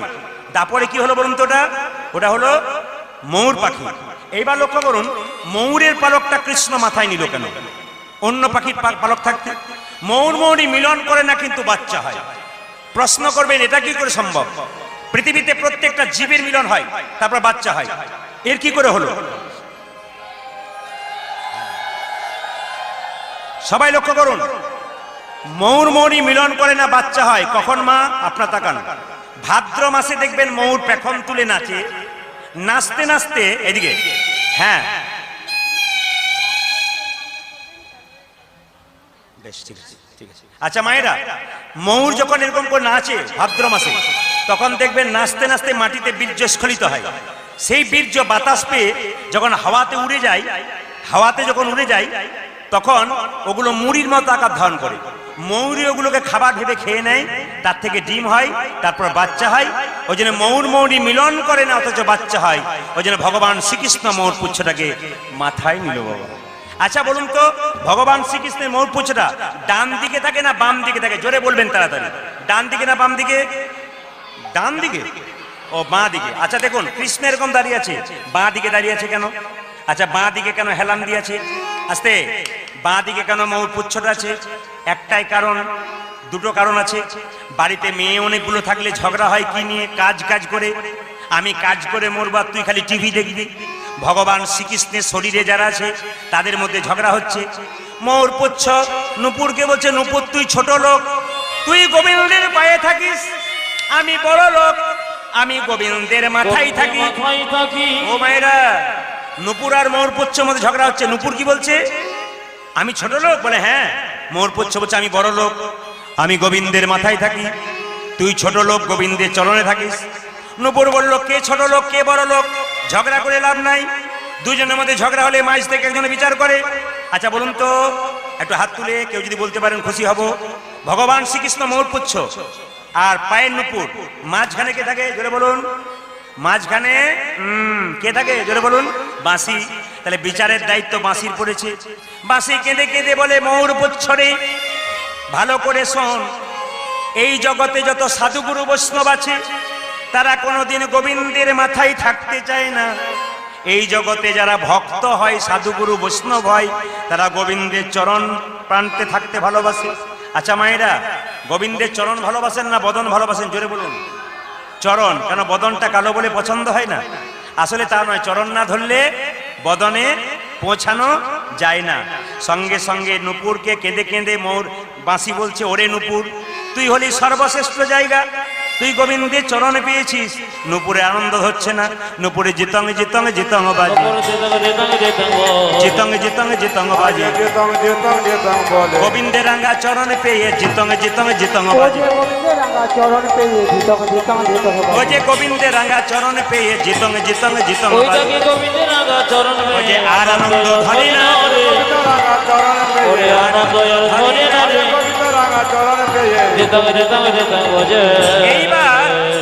এইবার ময়ূর পুচ্ছের টনক নড়ে গেছে। ময়ূর পুচ্ছ বলছে, নূপুর রে, এতদিন আমার চৈতন্য হয় নাই, আজ আমার চৈতন্য হয়ে গেল। আমি গোবিন্দের মাথায় থাকি, তুই পায়ে থাকিস। তুই তো প্রতিদিন গোবিন্দের চরণে ধুলো মাখিস, কিন্তু আমার ভাগ্যে তো চরণের ধুলো মাখা শোভা কোনোদিন হয় না, আমার ভাগ্যে জোটে না। তবে ওরে, ময়ূর পুচ্ছ কেঁদে কেঁদে বলছে, ওরে নূপুর, আমার গোবিন্দ যখন গোচারণ থেকে আসবে তখন আমি বাম দিকে হেলে থাকবো, আর তুই কি করবি জানিস? তুই দিবি দিবি ধুলা উড়াইয়ে দিবি। হরিব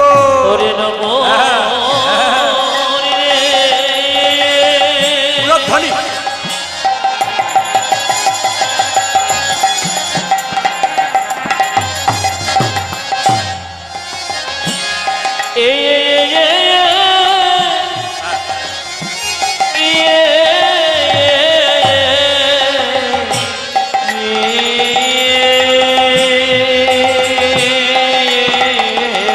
একসাথে ধরে দেবেন।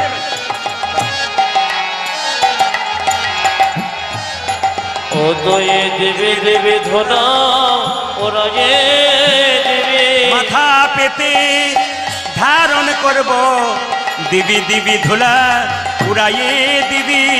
মাথা পেতে ধারণ করব, ও তো দিবি দিবি ধনা উড়াইয়ে দিবি। মাথা পেতে ধারণ করব, দিবি দিবি ধুলা উড়াইয়ে দিবি। দিবি দিবি ধনা উড়াইয়ে দিবি, দিবি দিবি ধুলা ওরায়ে দেবে। এবার মন খুলে শুনে নিন। ময়ূরপুচ্ছ বাম দিকে হেলে আছে শুধু চরণ ধুলো পাবার জন্য নয়, আর একটা কারণে। ময়ূরপুচ্ছ জানে সোজা থাকলে গোবিন্দ বদন দেখব, ডান দিকে থাকলেও গোবিন্দ বদন দেখব, কিন্তু বাম দিকে থাকলে গোবিন্দ বদন তো দেখবো, তার সঙ্গে আমি রাধা বদনে দেখতে পাবো, রাধা বদনে দেখতে পাবো, রাধা বদনে দেখতে পাবো, রাধা বদন দেখতে পাবো। তাই তো বামে হেলে রইব, রাধা বদনে দেখতে পাবো। আমি তাই তো মানে হেলে রইব, রাধা বদন দেখতে পাবো। আমি তাই তো বামে হেলে রই, আমি রাধা বদনে দেখতে পাবো, তাই তো মানে হেলে রইব, রাধা বদনে দেখতে পাবো, তাই তো বামে হেলে রইব। আমি রাধা বদন দেখতে পাবো। সবাই মিলে জোরে বলুন, রাধা রানী কি, জয়। একটু জোরে, শ্যাম সুন্দর কি, মদন মোহন কি, যারা হাই তুলছে তাদের কি। যখন বলেছে হাই তুলছে তাই দুইজন মা বলছে না না না না, যেরকম রাধা রানী কি। বাহ, বাবারা কি সুন্দর মন দিয়ে শুনছে, মায়েরা শুনছেন, একটু সবাই শুনুন। ভগবান শ্রীকৃষ্ণকে মা সাজাচ্ছে, কিভাবে সাজাচ্ছে দেখুন। যখনই সাজাচ্ছে, বাচ্চাকে যখন সাজানো হয়, বাচ্চার বন্ধুরা এলে লাফালাফি করে না মায়ের কোল থেকে যাবার জন্য, মা কি করছে এই দেখুন, মা কি করছে, যখনই গোপাল নেমে যাচ্ছে মায়ের কোল থেকে, আচল ধরিয়া হাতে। আচ্ছা বলবেন, ছেলের কোন জায়গায় দাঁত দিয়ে কাটলে ছেলের বিপদ হয় না, জোরে বলুন তো। হ্যাঁ, ছেলের বাম কনিষ্ঠ আঙ্গুলের দাঁত দিয়ে যদি কেউ একটু কামড়ায়, মানে জোরে কামড়ানোর দরকার নাই, দাঁতটা ঠেকিয়ে দিয়ে ছেলের বিপদ হয় না। মা কি করছে, একদিকে আঁচলটা ধরেছে যেতে দিচ্ছে না, একদিকে বাম কনিষ্ঠ আঙ্গুলটায় দন্দাঘাত করছে। সবাই দেখবেন আর দর্শন করবেন, উর্ধ্বনি দেবেন। আঁচল ধরিয়া হাতে ফিরি সদা সাথে সাথে, সবাই দর্শন করবেন। আঁচল ধরিয়া হাতে ফিরি সদা সাথে সাথে, দণ্ডে দণ্ডে 10 12 খাই মা। অচল ধরে অতে ফিরে সদাই সাথে সাথে, দ্বন্দ্বে দ্বন্দ্বে 10 12 খায়। এইদিকে দর্শন করুন। মা একা হাতটা ধরেছে আর একা আঁচলটা ধরেছে। আঁচল ধরিয়া হাতে ফিরে সদা সাথে সাথে, দণ্ডে দণ্ডে 10 12 খাই মা। আর আচল ধরিয়া হাতে তিনি সদা সাথে সাথে, দণ্ডে দণ্ডে 10 বাড়ি এই যে, খায়। আহা, এ হেন গোপালের ছেলে বনেতে বিদায় দিলে, কেমনে ধরতে পারে মা মা। এ হেন দুধের ছেড়ে বনে দেবে দায় রে, কেমনে ধরিতে পারে মা। এ হেন দুধের ছেলে বনেতে বিদায় দিলে, কেমনে ধরতে পারে মা। বল, আর এ হেন দুধের ছেলে বনেতে বিদায় দিয়ে কেমনে ধরিতে পারি, ধরতে পারি বল।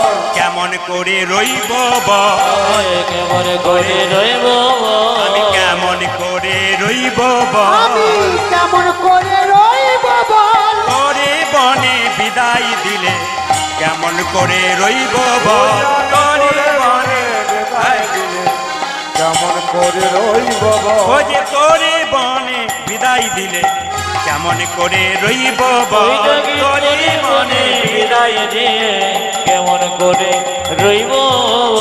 আচ্ছা মায়েরা, গোপালকে তো মা সাজালো, মায়েরা চলুন ভগবান শ্রীকৃষ্ণ কালিয়নাগকে দমন করবে বলে মাকে প্রণাম করে চললো কোথায়, কালীদহের দিকে। মাকে প্রণাম করছে, মা আসি। মা আশীর্বাদ করলেন। সুবল জিজ্ঞেস করছে, কানাই আজকে দাদা বলাইয়ের জন্মদিন, আজ তুই কোথায় যাবি? ওরে সুবল, আমার মনের কথাটা শোন। শোনে রে সুবল আমার মনের কথা, কালীদহ রয়েছে যথা। আজ শোনের সময় মনের কথা, কালি দহ রয়েছে যথা।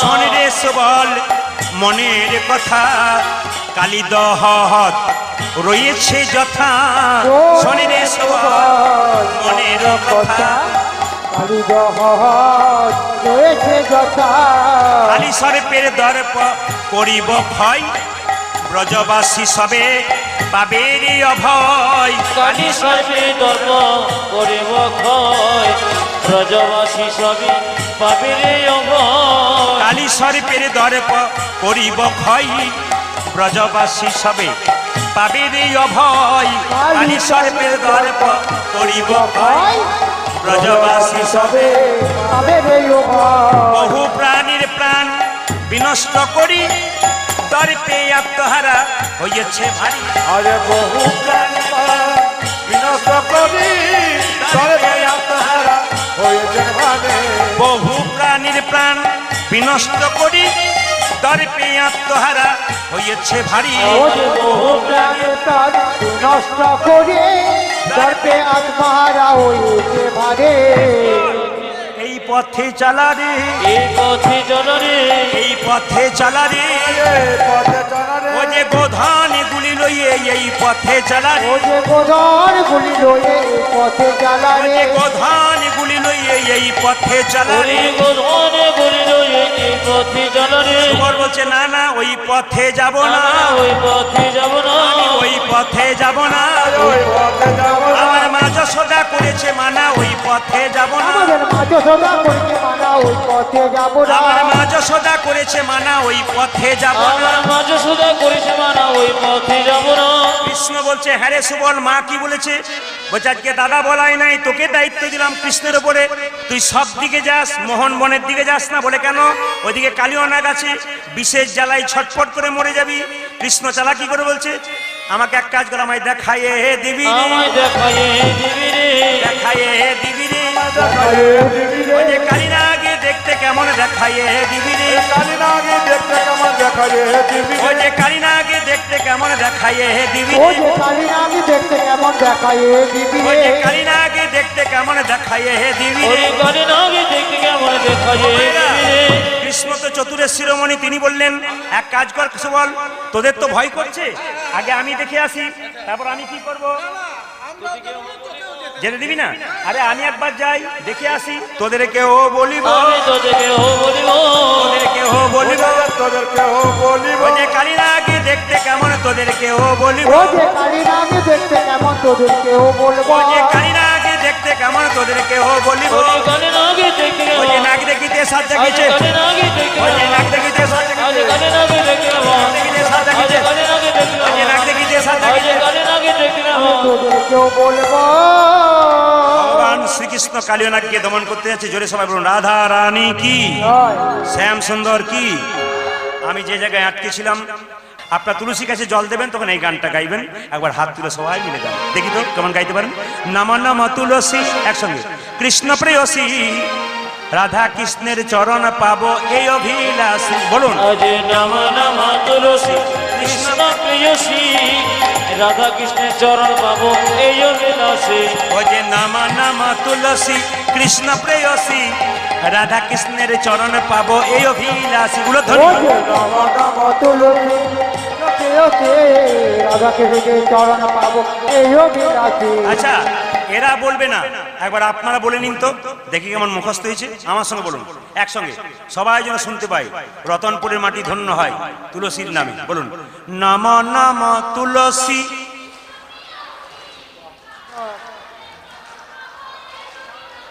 দাঁড়ান কারো তাড়াতাড়ি হয়ে যাচ্ছে কারো ধীরে ধীরে হচ্ছে কেউ জোরে হাঁটছে কেউ আস্তে হাঁটছে একসঙ্গে হাঁটবেন একতালে নম নম তুলসী কৃষ্ণ প্রেয়সী রাধা কৃষ্ণের চরণ পাবো আরেকবার জোরে বলুন নম নম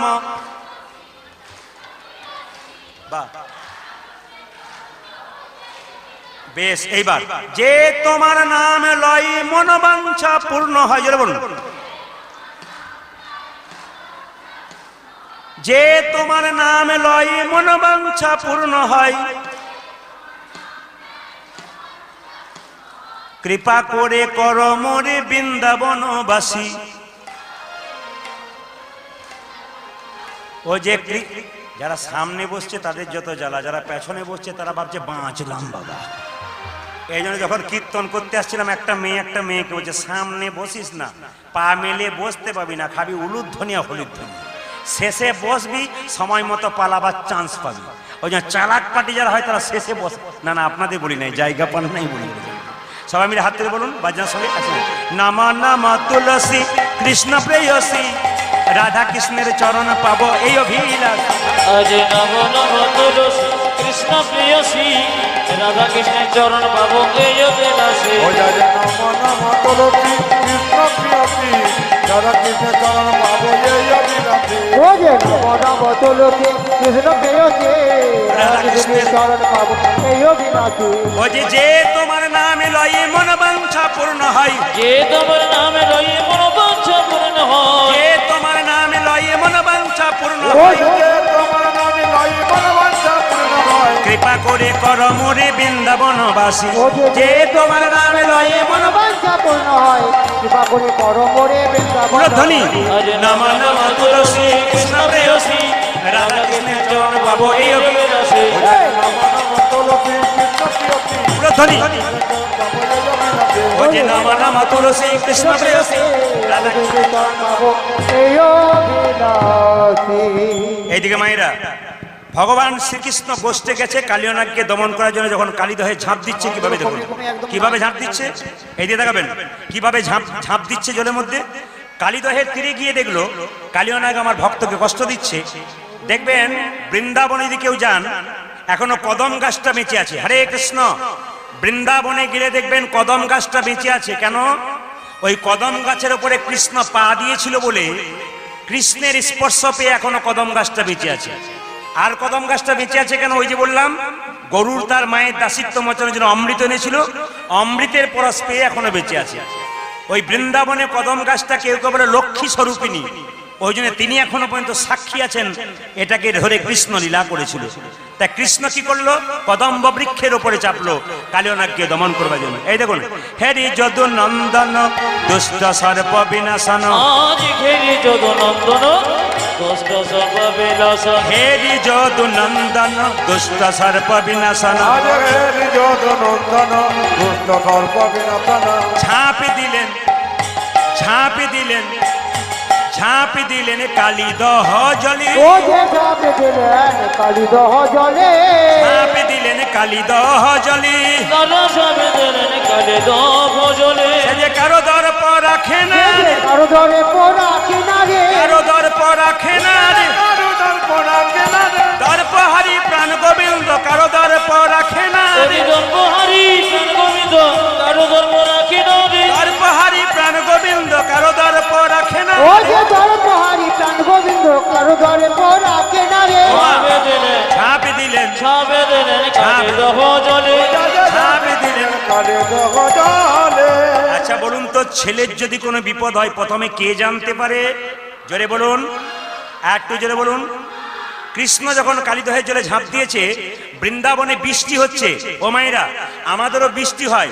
কালকে আমি বেচারাম বাবুকে ফোন করেছিলাম, আচ্ছা কীর্তন হবে তো, যা বৃষ্টি আরম্ভ, মানে গত রাত্রিতে আমাদের একবার মুষলধারে নেমেছিল। ওই অবস্থা দেখে একবার ফোন করে জেনে নিলাম, দাদা আপনাদের অবস্থা কেমন? উনি কিন্তু গোবিন্দর উপর ভরসা করে শুধু একটা কথা বলেছিলেন, আপনি চলে আসুন। উনি খালি বলেছিলেন আপনি চলে আসুন, মানে ঈশ্বরের উপরে বিশ্বাস আছে। কেমন কত শক্ত বিশ্বাস দেখুন। আজকে কিন্তু এখন বৃষ্টি আছে, জোরে বলুন হ্যাঁ না না আছে। এ হরিনামের পরে যা হবে হবে, এখন তো নাই। লক্ষ্য করুন সবাই, কে বিপদে পড়েছে? মা যশোদা। কেন? মা দেখবেন খুব চিন্তা করে ছেলে যদি বিপদে পড়ে। বৃন্দাবনে সর্পবৃষ্টি হচ্ছে কেন? সাপেদের রাজা কালিয়নাগকে কৃষ্ণ দমন করছে বলে সাপগুলো সব কুণ্ডলী আকারে বিষ উদ্গার করছে। গোটা বৃন্দাবন অন্ধকার হয়ে গেছে। যশোমতী তখন সখীদেরকে বলছে, সখী আমি গত ভোরবেলায় স্বপ্ন দেখলাম। ভোরের স্বপ্ন নাকি স্বপ্ন সত্যি হয়? মায়েরা বলেন না স্বপ্ন সত্যি হয়।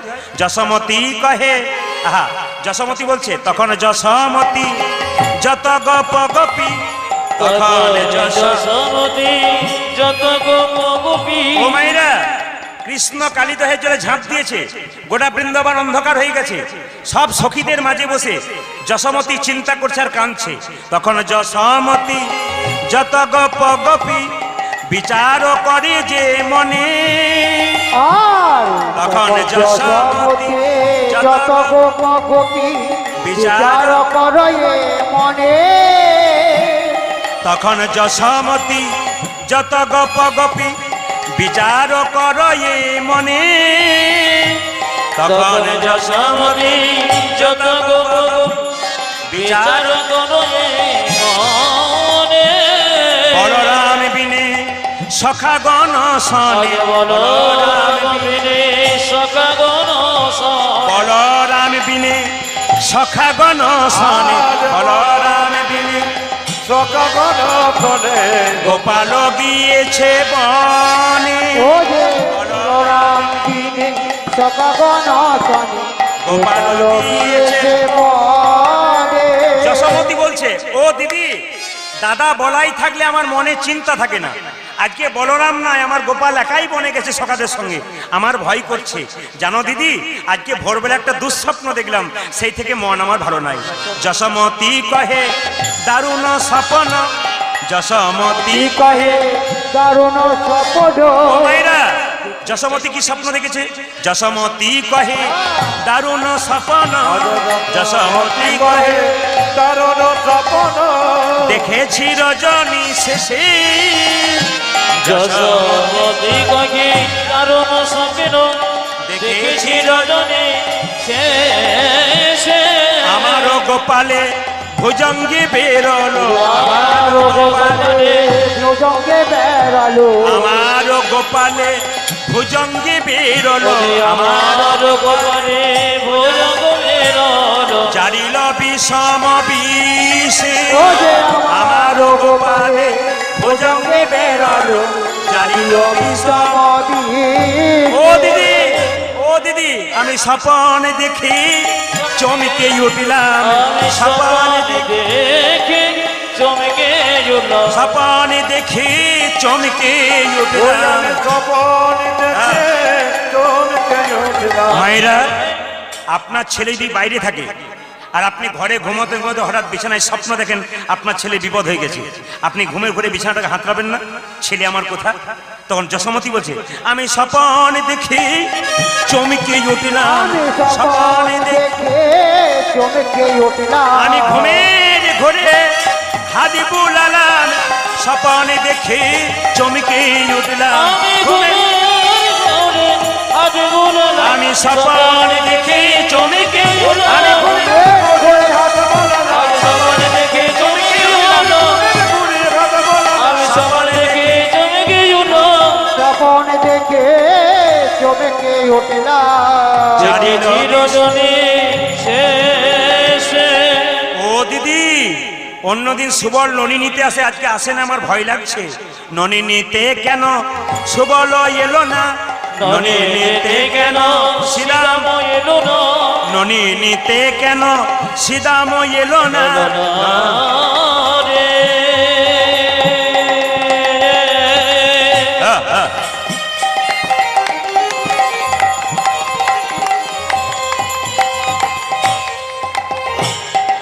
সিদম বুঝি এখনো এলো না রে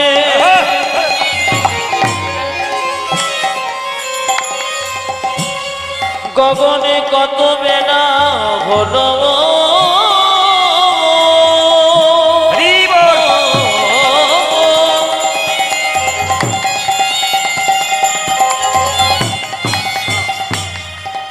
এখনো বুঝি সিদম এলো রে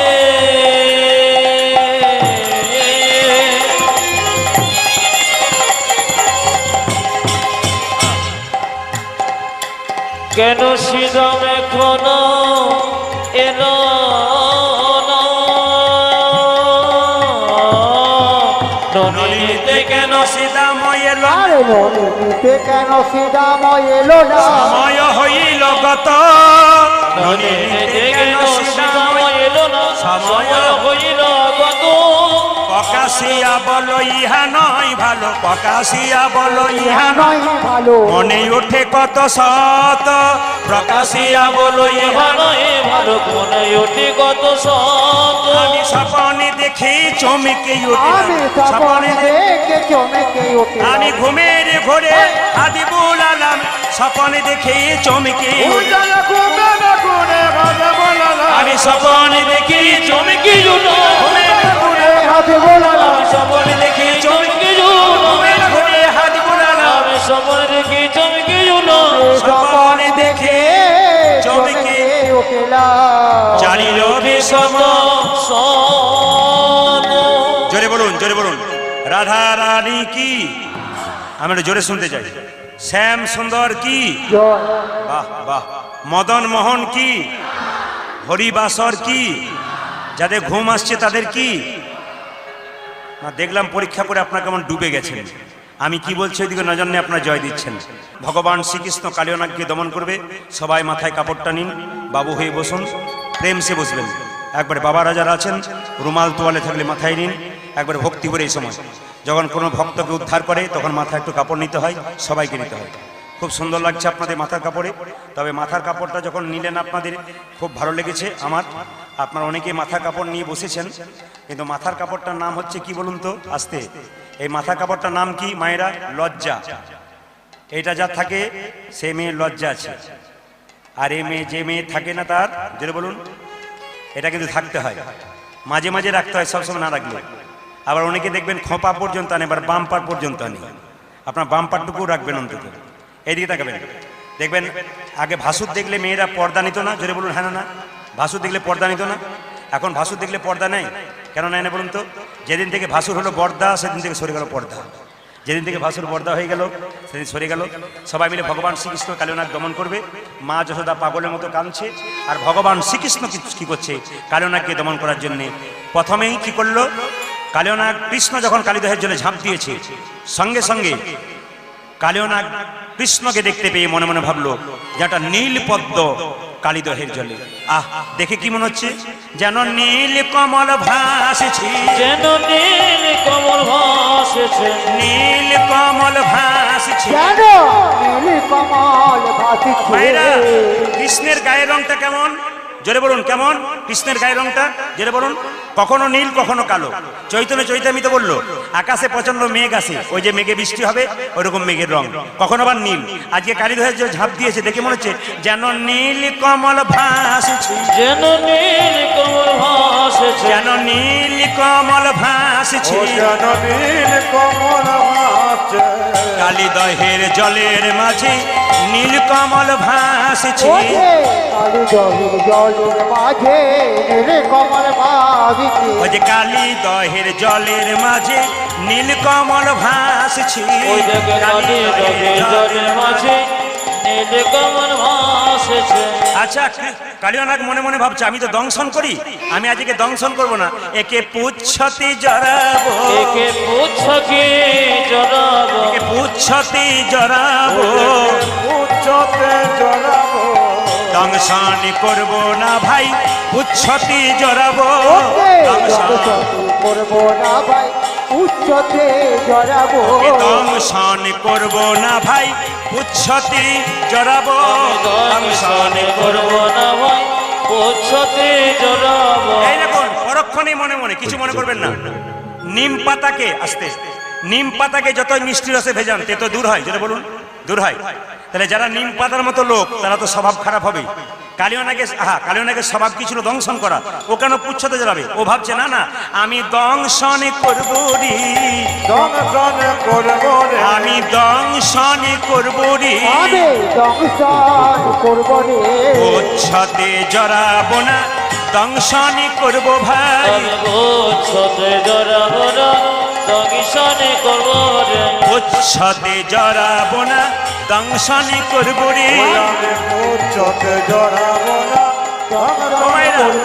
কৃষ্ণ অঙ্গে কালিনাগ হানিছে দংশন সে দংশন পাষাণ সমান কৃষ্ণ হইল তখন সবার কাছে নিবেদন রইল আমি আগে বললাম মাথায় কাপড় দিয়ে বসুন যখন কৃষ্ণ কালিয়নাগকে দমন করবে যেন চলে ঝাঁপ দিয়েছে মা যশোদা কাঁদতে কাঁদতে যাচ্ছে গোপাল সারাদে বলে মা কাঁদছে ওই আকাশের অবস্থা দেখে কৃষ্ণ কালিদহের জলে ঝাঁপ দিয়েছে সুবল খবর দিয়েছে মা তোমার ছেলে গোপাল আজকে কালিদহের জলে ঝাঁপ দিয়েছে কানতে কানতে যাচ্ছে আর বলছে, গোপাল রে সারা দে গোপাল সারা দে। গোপাল রে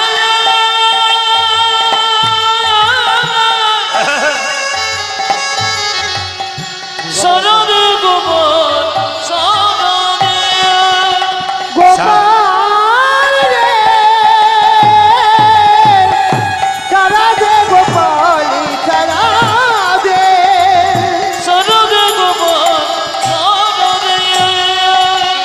অভাগিনী মাঝে তোর ফুকারি কাঁদে রে, অভাগিনী মাঝে আগে তোর পোকারি কাঁদে রে। অভাগিনী মাঝে তোর ফুকারি কাঁদে রে, অজে অভাগিনী মাঝে তো পোকারে কাঁদে রে। সারা দে গোপাল সারা দে রে। সারা দে গোপাল সারা দে। গোপাল রে সারা দে গোপাল সারা দে। যে বাঁশি বাজিয়েছিলি বৃন্দাবনে, বলে সে বাঁশি আবার বাজা সবার কানে। যে বসে বজেছিলে বৃন্দাবনে, হ্যাঁ, সে বসে আমারি বাজা সবার কানে। যে বাঁশি বাজিয়েছিলি বৃন্দাবনে, সে বাঁশি আবার বাজা সবার কানে। যে বাঁশি বাজিয়েছিলি বৃন্দাবনে, সে বাঁশি আবার আরে বাজা সবারই কাঁদে। সোনার ব্রজ আজ, সোনার ব্রজ সোনার ব্রজ আজ, আর সোনার বাজো আজ। হলো রে আধার, সারা দে গোপাল সারা দে। সারা দে গোপাল সারা দে। গোপাল রে সারা সারা দে গোপাল সারা দে। সারা দে গোপাল সারা দে। আজকে মান্না বাবুর ভক্তির জন্যে আপনাদের রতনপুরের মাটি ধন্য হয়েছে। মান্না বাবুর ভালোবাসার জন্যে প্রতিটি মানুষকে ভালোবাসতে পেরেছেন। কারণ এর আগে বোধহয় দলপতিপুর না কোথায় আমি গিয়েছিলাম, দাদা তখন আসরে বলেছিলেন যে কীর্তনে যে এত লোক হয় আমার জানা ছিল না, এবং আমার কাছে বাসাতে দেখা করতে উনি গিয়েছিলেন, দিদিও গিয়েছিলেন আমার কাছে। খুব ভালো লেগেছিল আমার। আমি আমার বাড়ির মেয়েদেরকে স্ত্রীদেরকে আজকে বলছিলাম, আমি আজকে এমন এক জায়গায় চললাম কীর্তন করতে, তোরা জানিস? বলো না, আমি এমন এক জায়গায় চললাম বলতে গেলে মহাপুরুষ বলা যেতে পারে। কেন বলুন তো? পূর্বজন্মের স্বীকৃতি না থাকলে এই কাজ করাতে পারে না। আসলে মানুষ রূপে জন্ম নেয় অনেকে, দেবতার মতো কাজ করে যায়। তারা মানুষ নয়, মানুষের বেশে তারা দেবতার পরিচয় দিয়ে যায়। তাই মান্না বাবুর জন্য একটি গান গাইব। এই গানটা শোনা, নানা মানুষ তারা তো নয়। অপরাধ নেবেন না, আপনাকে কোটি কোটি নমস্কার জানাই। আসলে জন্ম হয়েছে যথাযথা, কর্মটি খুব সুন্দর। যে মা গর্ভে জন্ম দিয়েছে, আমাদেরকে অনেকে বলে, প্রদীপ বাবু আপনার মাকে একবার দেখতাম, ছবিটা দেখান, মাকে দেখলে খুশি হতাম। এত মানুষের সামনে বক্তৃতা দিচ্ছেন, আপনারও ধন্যবাদ জানান। কোন মা জন্ম দিয়েছিল সেই মাকে কোটি কোটি প্রণাম দিন। কেন?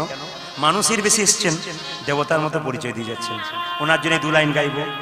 নানা মানুষ তারা তো নয়, তারা তো নয়, নানা মানুষ তারা তো নয়, তারা তো নয়।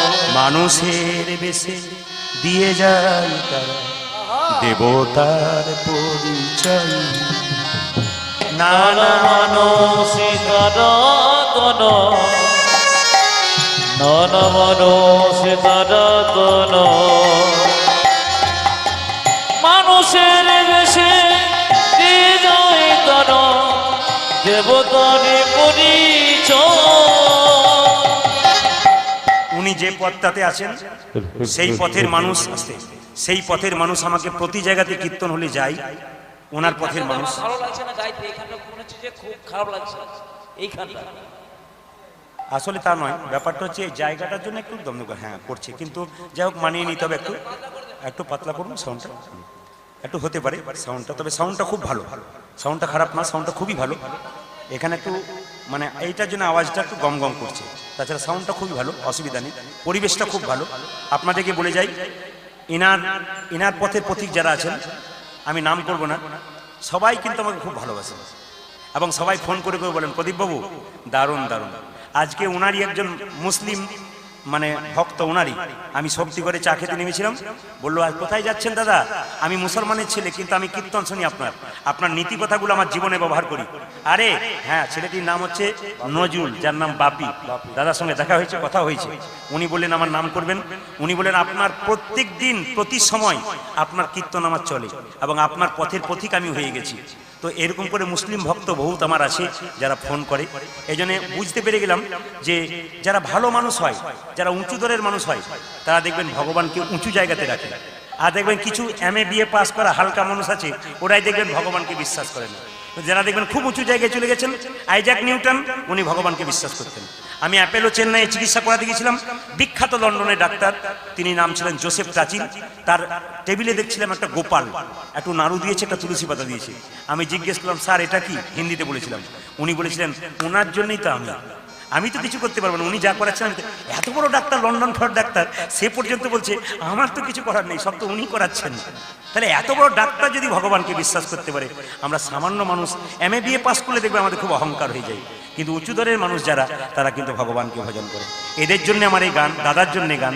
নানা মানুষ তারা তো নয়, নানা মানুষ তারা তো নয়, মানুষের বেশে দিয়ে যায় তারা বাবা দেবতা পরিচয়। নারা মানুষ তারা তো নয়, না মানুষ তারা তো নয়, মানুষের বেশে দিয়ে যায় তারা দেবতার পরিচয়। নানা মানুষ তারা তো নয়, নানা মানুষ তারা তো নয়, মানুষের বেশে দিয়ে যায় তারা দেবতার পরিচয়। নানা মানুষ তারা তো নয়, নানা নানা মানুষ তারা তো নয়, নানা মানুষের বেশে দিয়ে যায় তারা দেবতার পরিচয়। এই জন্যে যারা বড় বড় মানুষ হয়, বড় বড় জায়গায় যায়, এইদিকে দেখেন তাদের মায়ের গর্ভগুলো খুব ভালো হয়। আমাকে যেমন জিজ্ঞেস করে আপনার মাকে দেখতে চাই, ওনাকেও আমার ইচ্ছা সেই মাকে একবার দর্শন করতে চাই। এইদিকে তাকাবেন। সবার কাছে একটা নিবেদন রইল, যে যেখানে কীর্তন শুনতে এসছেন, বাড়িতে দুটো দেবদেবীকে পুজো করুন, কাউকে করবেন না করবেন, একটি বাবা একটি মা।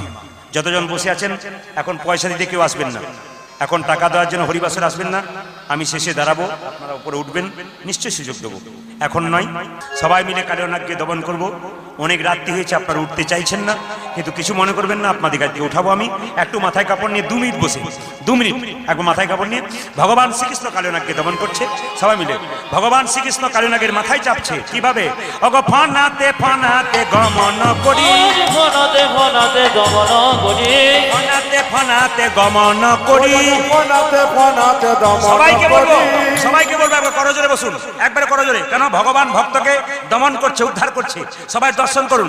ওগো ফানাতে ফানাতে গমন করি, আবার ফনাতে ফনাতে গমন করি, নটবর বেশে নাচিছে হরি, এই যে নটবর বেশে নাচিছে হরে, নটবর বেশে নাচিছে হরি। আমার নটবর বেশে নাচিছে হরি। কত সভা হয়েছে, আজ কত সভা হয়েছে, কত সভা হয়েছে, ওই জায়গায় কত সভা হয়েছে, কালীনাগের মাথার উপর কত সভা হয়েছে, ও যে কালীনাগের মাথার ওপর কত সভা হয়েছে, কালীনাগের মাথার উপর কত সভা হয়েছে। আজ কালী নাকি মাথার উপর কত সভা হয়েছে।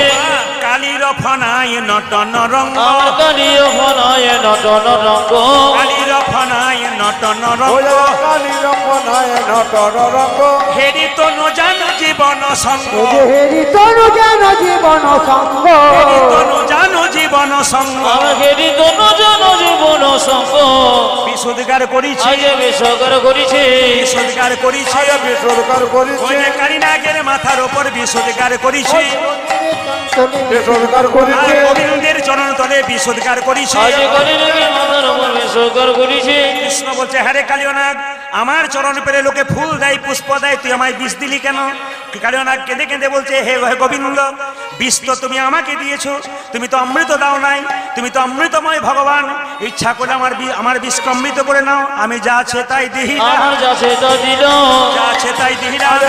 যা দিলাম গোবিন্দ তোমার শ্রী চরণে যা আছে তাই দিহি ও না। যে গোবিন্দ তোমার কি চরণে যায় সেটাই দিলাম যে গোবিন্দ তোমার শ্রী চরণে হরি হরি হরি বলে বলে গোবিন্দ তোমার শ্রীচরণে হরি হরি হরি বলে গোবিন্দ তোমার শ্রীচরণে হরি হরি হরি বলে গোবিন্দ তোমার শ্রীচরণে হরি হরি হরি বলে আমার যাচ্ছে তা দিল আরে তোর কি দেবার মতো কিছু নেই বলে আছে প্রত্যেকটা ফণিতে একটা করে মণি আছে এই মণি তোমাকে দেবো ওগো ফণি মণি গণ হইয়া ভিত আমার মনে মনে গণ হইয়া ভীত ফণি মণি গণ হইয়া ভিত ওরে মনি মনি গণ হইয়া ভিত শ্রীকৃষ্ণ চরণে হইল নত কেন চরণে হইল নত শ্রীকৃষ্ণ চরণে হইল না হরি শ্রীকৃষ্ণ চরণে কইয়া নত কত সভা হয়েছে কত সভা হয়েছে কত সভা হয়েছে ওরে কত সভা ওই হয়েছে যে কালীনাগের মাথার ওপর কত সভা হয়েছে আজ কালীনাগী মাথার উপর কত সভা হয়েছে চরণ পূজা করিছি পূজা করিছে চরণ পূজা করিছে আজ চরণ পূজা করিছে ওই যে মাথার মণি দিয়ে চরণ পূজা ও করিছে যে মাতারে মণি দিয়ে চরণ পূজা করিছে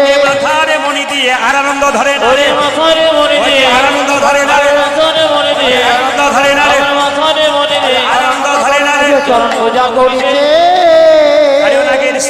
কালিয়নাগের স্ত্রীগণ কেঁদে কেঁদে বলছে হে প্রভু আমাদের স্বামীর মাথায় নৃত্য করবে যদি এরকম করে রক্ত পড়ছে ঝলকে ঝলকে আমাদের স্বামী বাঁচবে না কি করলো নাগাঙ্ক গণে করে স্তুতি আমার না গগনে করয় মায়েরা, স্তুতি স্বামীর যদি কোনো রোগ হয় স্ত্রী দেবদেবীর মন্দিরে বারবার কাঁদলে ভগবানের মন্দিরে কাঁদলে ভগবান শুনতে পারে যখন কালীনাগের মাথায় কৃষ্ণ বারবার নাচছে সঙ্গে সঙ্গে কালীনাগের স্ত্রীগণ কেঁদে কেঁদে বলছে প্রভু তুমি তো জগৎ স্বামী তুমি যদি আমার স্বামীর মাথাতে এরকম করে নাচবে ঝলকে ঝলকে রক্ত বেরোবে আমার স্বামী যদি মরে যায় আমাদের স্মৃতি সিঁদুর চলে যাবে বিধবা হয়ে যাব তুমি কি তাই চাও আমি তো তোমার মেয়ের মতো সঙ্গে সঙ্গে কাঁদছে আর কেঁদে কেঁদে বলছে ওগো নাগাঙ্ক গণে করা স্তুতি ও যে নাগাঙ্গ গণে করয় স্তুতি শুনি ব্রজমণি হর সমতি আমার শুনে গজমনে ঘর সমতে শুনি ব্রজমণি হর ও সমতি যে শুনিব যেমনি ঘর সমতে আনন্দ আর ধরে না আজ আনন্দ ধরে না আনন্দ আর ধরে ওরে না আনন্দ ধরে না প্রাণ গোবিন্দের মনে আজ এই আনন্দ আর ধরে না প্রাণ গোবিন্দের মনে ওই আজ যে হরি হরি হরি বলে প্রাণ গোবিন্দের মনে আজ হরি হরি হরি বলে গোবিন্দের মনে আজ হরি হরি হরি বলে গোবিন্দের মনে আজ হরি হরি হরি আজ বলে আনন্দ ধরে না এবার সবাই লক্ষ্য করুন যখন আনন্দ ধরছে না বলছে তাহলে এক কাজ কর তোকে আমি সমুদ্রের রমণক দ্বীপে পাঠিয়ে দিলাম ওখানে গরুর তোকে কোনোদিন খেতে পারবে না মায়েরা আমি বলেছিলাম সাপের মাথায় কি চিহ্ন থাকে ভগবান শ্রীকৃষ্ণের চিহ্ন গরুর দেখলে তাকে খেতে পারে না কেন কৃষ্ণের চরণ চিহ্ন আছে বলে এবার যখন কালিয়নাগকে উদ্ধার করে ভগবান শ্রীকৃষ্ণ পারে উঠছে একদিকে রাধারানী দাঁড়িয়ে আছে একদিকে দাঁড়িয়ে আছে কে মা যশোদা মা যশোদা বলছে রাই তুই দেরি করছিস কেন আমার গোপাল আমার ডান কোলে বসুক আর তুই আমার বাম কোলে বস আচ্ছা ডান কোলে বসলো কে গোবিন্দ আর বাম কোলে বসলো কে রাধারানী আচ্ছা আচ্ছা মিলন হয়ে গেল তাও উঠবেন না নাকি তাহলে দাদাকে বলুন কাল সকালে আর পালা করার জন্য আচ্ছা আমি এখানেই রাখবো আপনারা ভালো থাকবেন অনেক রাত্রি হয়েছে কিন্তু 11 সাড়ে 11টা পেরিয়ে গেছে একটা ভজনের মাধ্যমে সবাই মিলে একটা হাত তুলুন ভজনের মাধ্যমে একটা ভজনের মাধ্যমে সবাই মিলে একসঙ্গে মাইনে রাখনা সবাই হাত তুলুন একসঙ্গে বাহ বাহ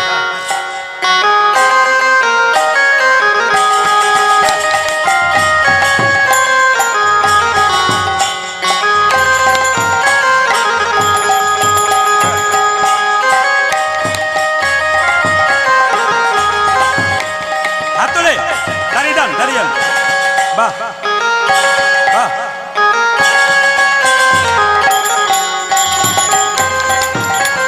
বাহ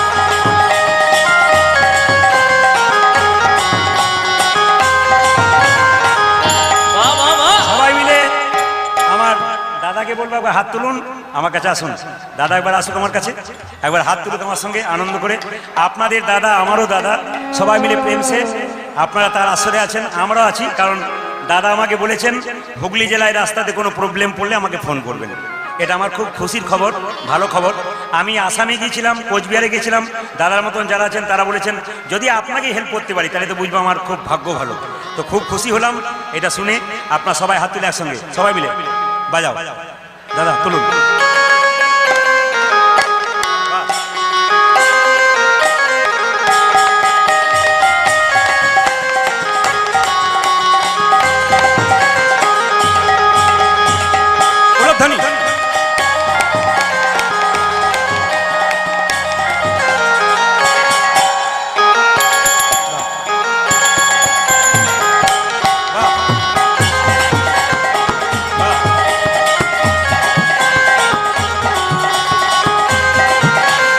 আমি মাত্র সময় নেব না, এই ভজনটি গাওয়াবার আগে 2 মিনিট সময় নেব। আপনাদের উদ্দেশ্যে দাদা একটু কিছু ভালো কথা বলবে, এটা বলে আমি ভজনটা শুরু করব। দাদা 2টো কথা বলুক, আমি চাইবো দাদা বলুন। হ্যাঁ বলুন। কাকে? দিদিকে? দিদি আসুন। দিদিকে আমার ভক্তদের তো চাহিদা। দাদা দিদি আসুন। দাদা দিদি আমার ডান দিকে দাঁড়িয়ে আছে। তো দাদা 2টো কথা বলবে, একটু হরির সমাজে 2টো কথা বলুন। আপনি তো কৃষ্ণ ভক্ত মানুষ, সবাই শুনবেন মন দিয়ে।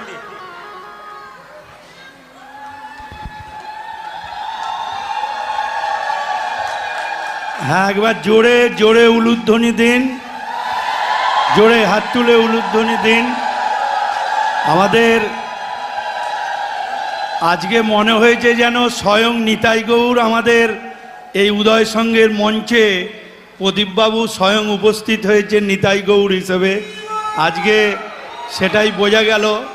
তবে এটুকু বলবো, আমি অনেক জায়গায় প্রদীপবাবুর সাথে পরিচয় খুব অল্প দিনের, কিন্তু তার অগণিত ভক্ত শুধু পশ্চিমবঙ্গ নয়, ভারতবর্ষের বিভিন্ন রাজ্যে যেখানে বাঙালি রয়েছে সেখানেই তার প্রভাব, এমনকি বিদেশেও নাম রয়েছে। তা আমরা যে কথা বলতে চাই যে ধর্ম জীবনের মানুষের মুক্তির পথ দেখায় এবং ধর্মই হচ্ছে মানুষকে মুক্তি দেয়। সেজন্য আমাদের উনি যে নির্দেশ দিলেন, এই নির্দেশটা সকলকেই পালন করতে হবে। আর সবচেয়ে বড় কথা যে বাড়িতে পিতা মাতাই হচ্ছে গুরু, সেই গুরুই কিন্তু সব কিছু রক্ষা করবেন। তারপরেই রাধে গোবিন্দ রয়েছে, সকলেই রক্ষা করবেন। তাই আমি ধন্যবাদ জানাবো প্রদীপবাবুকে। তিনি অনেক কিছু কথা বলে গেলেন যা আমাদের জীবনের অনেক সম্পদ হতে পারে। আমরা আজকে প্রায় 4 ঘন্টা বসে যে কথা শুনলাম, যদি ঠিকমতো আমরা অনুধাবন করতে পারি তাহলে সংসারে কোনো অশান্তি থাকবে না, সমাজে কোনো হিংসা থাকবে না। সকলেই আমাদের সমাজ ব্যবস্থায় শ্রীকৃষ্ণের প্রেমময়েতেই আমাদের জগৎ সংসার গড়ে উঠবে। এইটুকু শুধু কথা বলে সকলকেই ধন্যবাদ জানাই। আমি প্রদীপবাবুকে একদম শেষ মুহূর্তে প্রদীপবাবুকে মাইক ধরে আপনাদের শুভেচ্ছা জানানোর জন্য আমি অনুরোধ করব। দাদা যে কথাগুলো বললেন সেগুলো খুব সুন্দর কথা বলেছেন। আর দাদা যে সুন্দর কৃষ্ণ কথাগুলো বললেন বা আপনাদের নির্দেশ পালনের কথা বললেন সেগুলো আপনারা পালন করবেন। আমি 1 মিনিট সময় নেবো, আমার দিদিকে একটু বলতে দেবো। আরেকবার রাধে রাধে। আমি প্রদীপবাবু এবং তার সম্প্রদায়ের হরিনাম সংকীর্তন এই প্রথম শুনলাম, সৌভাগ্য হলো। সবই হরির কৃপা, গৌর হরির কৃপা ছাড়া সম্ভব নয়। কারণ প্রদীপবাবুর সঙ্গে আমাদের 3-15 আগেও পরিচয় ছিল না। আমার হরিপাল বিধানসভায় এক জায়গায় গিয়ে সেখানে শুনলাম, গিয়ে দেখলাম প্রায় 1010 মানুষ, তখন 7:30 বাজে, বসে আছে একটা মাঠে। এবং যখন ফিরছি আমরা ওই প্রোগ্রাম থেকে, আমরা তখনও প্রদীপবাবু মঞ্চে ওঠেননি, তখন দেখছি শয়ে শয়ে ভ্যান গাড়ি করে লোক আসছে পাশাপাশি গ্রাম পঞ্চায়েত থেকে, দূর দূরান্ত থেকে, না প্রদীপবাবু এবং তার সম্প্রদায়ের গান শুনলেন বলে। এবং আমরা সেদিন দেখা করেছিলাম এবং সেদিন তার কার্ড, ঠিকানা এবং ফোন নাম্বার নিয়ে এবং এখানে এই ক্লাব উদ্বোধন ওই অনুষ্ঠানে আমরা এনেছি এবং আজকে এই উদয় সংঘ জগদ্ধাত্রী মাতার মন্দির আজকে পূর্ণ এবং ধন্য হয়েছে এই হরিনাম সংকীর্তনে। দারুণ বলেছেন, একবার দারুণ বলেছেন। জগদ্ধাত্রী মায়ের কাছে আপনাদের প্রার্থনা করে যাই সবার বাড়িতে কৃষ্ণ ভক্ত সন্তান হোক, দাদার মতো আপনাদের বাড়িতে যেন পরবর্তী ক্ষেত্রে আবার এরকম মানুষ হতে পারে। আপনারা সবাই মিলে প্রেমানন্দে নিতাই গৌর হরি বল। বল হরি বল। এই ভজনটা গাইবো, দাদা দিদি দাঁড়িয়ে আছে, হাততালি দেবে, ভজনটা গাইবো, হাত তুলে।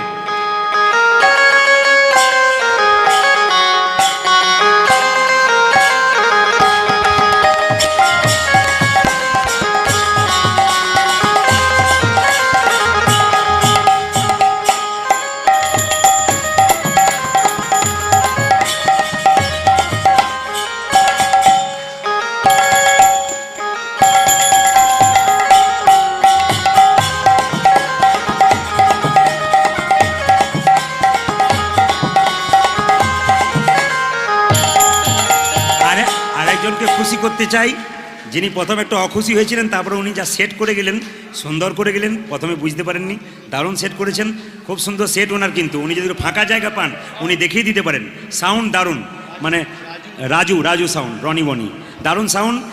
আশীর্বাদ করি ঈশ্বরের কাছে আরও সুন্দর হোক। সবাই মিলে হাত তুলে, এইটাই শেষ ভজন, আপনারা সবাই আস্তে আস্তে বাড়ি যাবেন প্রেম সে। ও मैंने रटना रटना हो, ও मैंने रटना रटना हो। একসঙ্গে হাত তুলে আজকে জগদ্ধাত্রী মায়ের কাছে সবাই হাত তুলুন। ও मैंने रटना लगाए राधा नाम की, একসঙ্গে मैंने रटना लगाए राधा नाम की, मैंने रटना लगाए राधा नाम की, मैंने रटना लगाए राधा नाम की, मैंने रटना लगाए राधा नाम की, मैंने रटना लगाए राधा नाम की, मैंने रटना लगाए राधा नाम की। बजे अंग अंग राधा मेरे संग संग राधा, अंग अंग राधा मेरे সঙ্গী সঙ্গী রাধা, अंग अंग राधा मेरे संग संग राधा, अरे अंग अंग राधा मेरे मेरे संग संग राधा, दाया में राधा मेरे बाया में राधा, ডাইনে মেরা ভাবেরা মায়া মেরা दाया में राधा मेरे बाया में राधा। माया में राधा मेरे माया में राधा, मैंने रटना मैंने रटना लगाए राधा नाम की, मैंने रटना लगाए राधा नाम की, मैंने रटना लगाए राधा नाम की, मैंने रटना लगाए राधा नाम की। अलको में राधा मेरे पलकों में राधा, अरे अलको में राधा मेरे पलकों में राधा, अलको में राधा मेरे पलकों में राधा, अलको मेरा भावेरा पलको मेरा आगे में राधा मेरे पीछे में राधा, आगे में राधा मेरे पीछे में राधा, आगे में राधा मेरे पीछे में राधा। आगे मेरा भावेरा पीछे मेरा मैंने मेहंदी लगाए राधा नाम की, मैंने रटना लगाए राधा नाम की, ओ मैंने रटना लगाए राधा नाम की, मैंने रटना लगाए राधा नाम की, मैंने रटना लगाए राधा नाम की, मैंने रटना लगाए राधा नाम की, मैंने रटना लगाए राधा नाम की, मैंने रटना लगाए রাধা এটা নাম কি। এটা দাদার জন্য আর একটা দিদির জন্য, সবাই মিলে মিঠি রসসি প্রেম সে হাত তুলুন, একসঙ্গে হাত তুলুন। বাহ বাহ, সবাই মিলে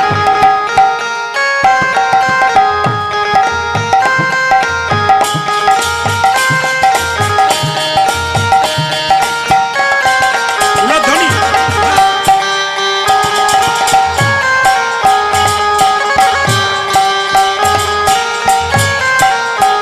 উলধ্বনি।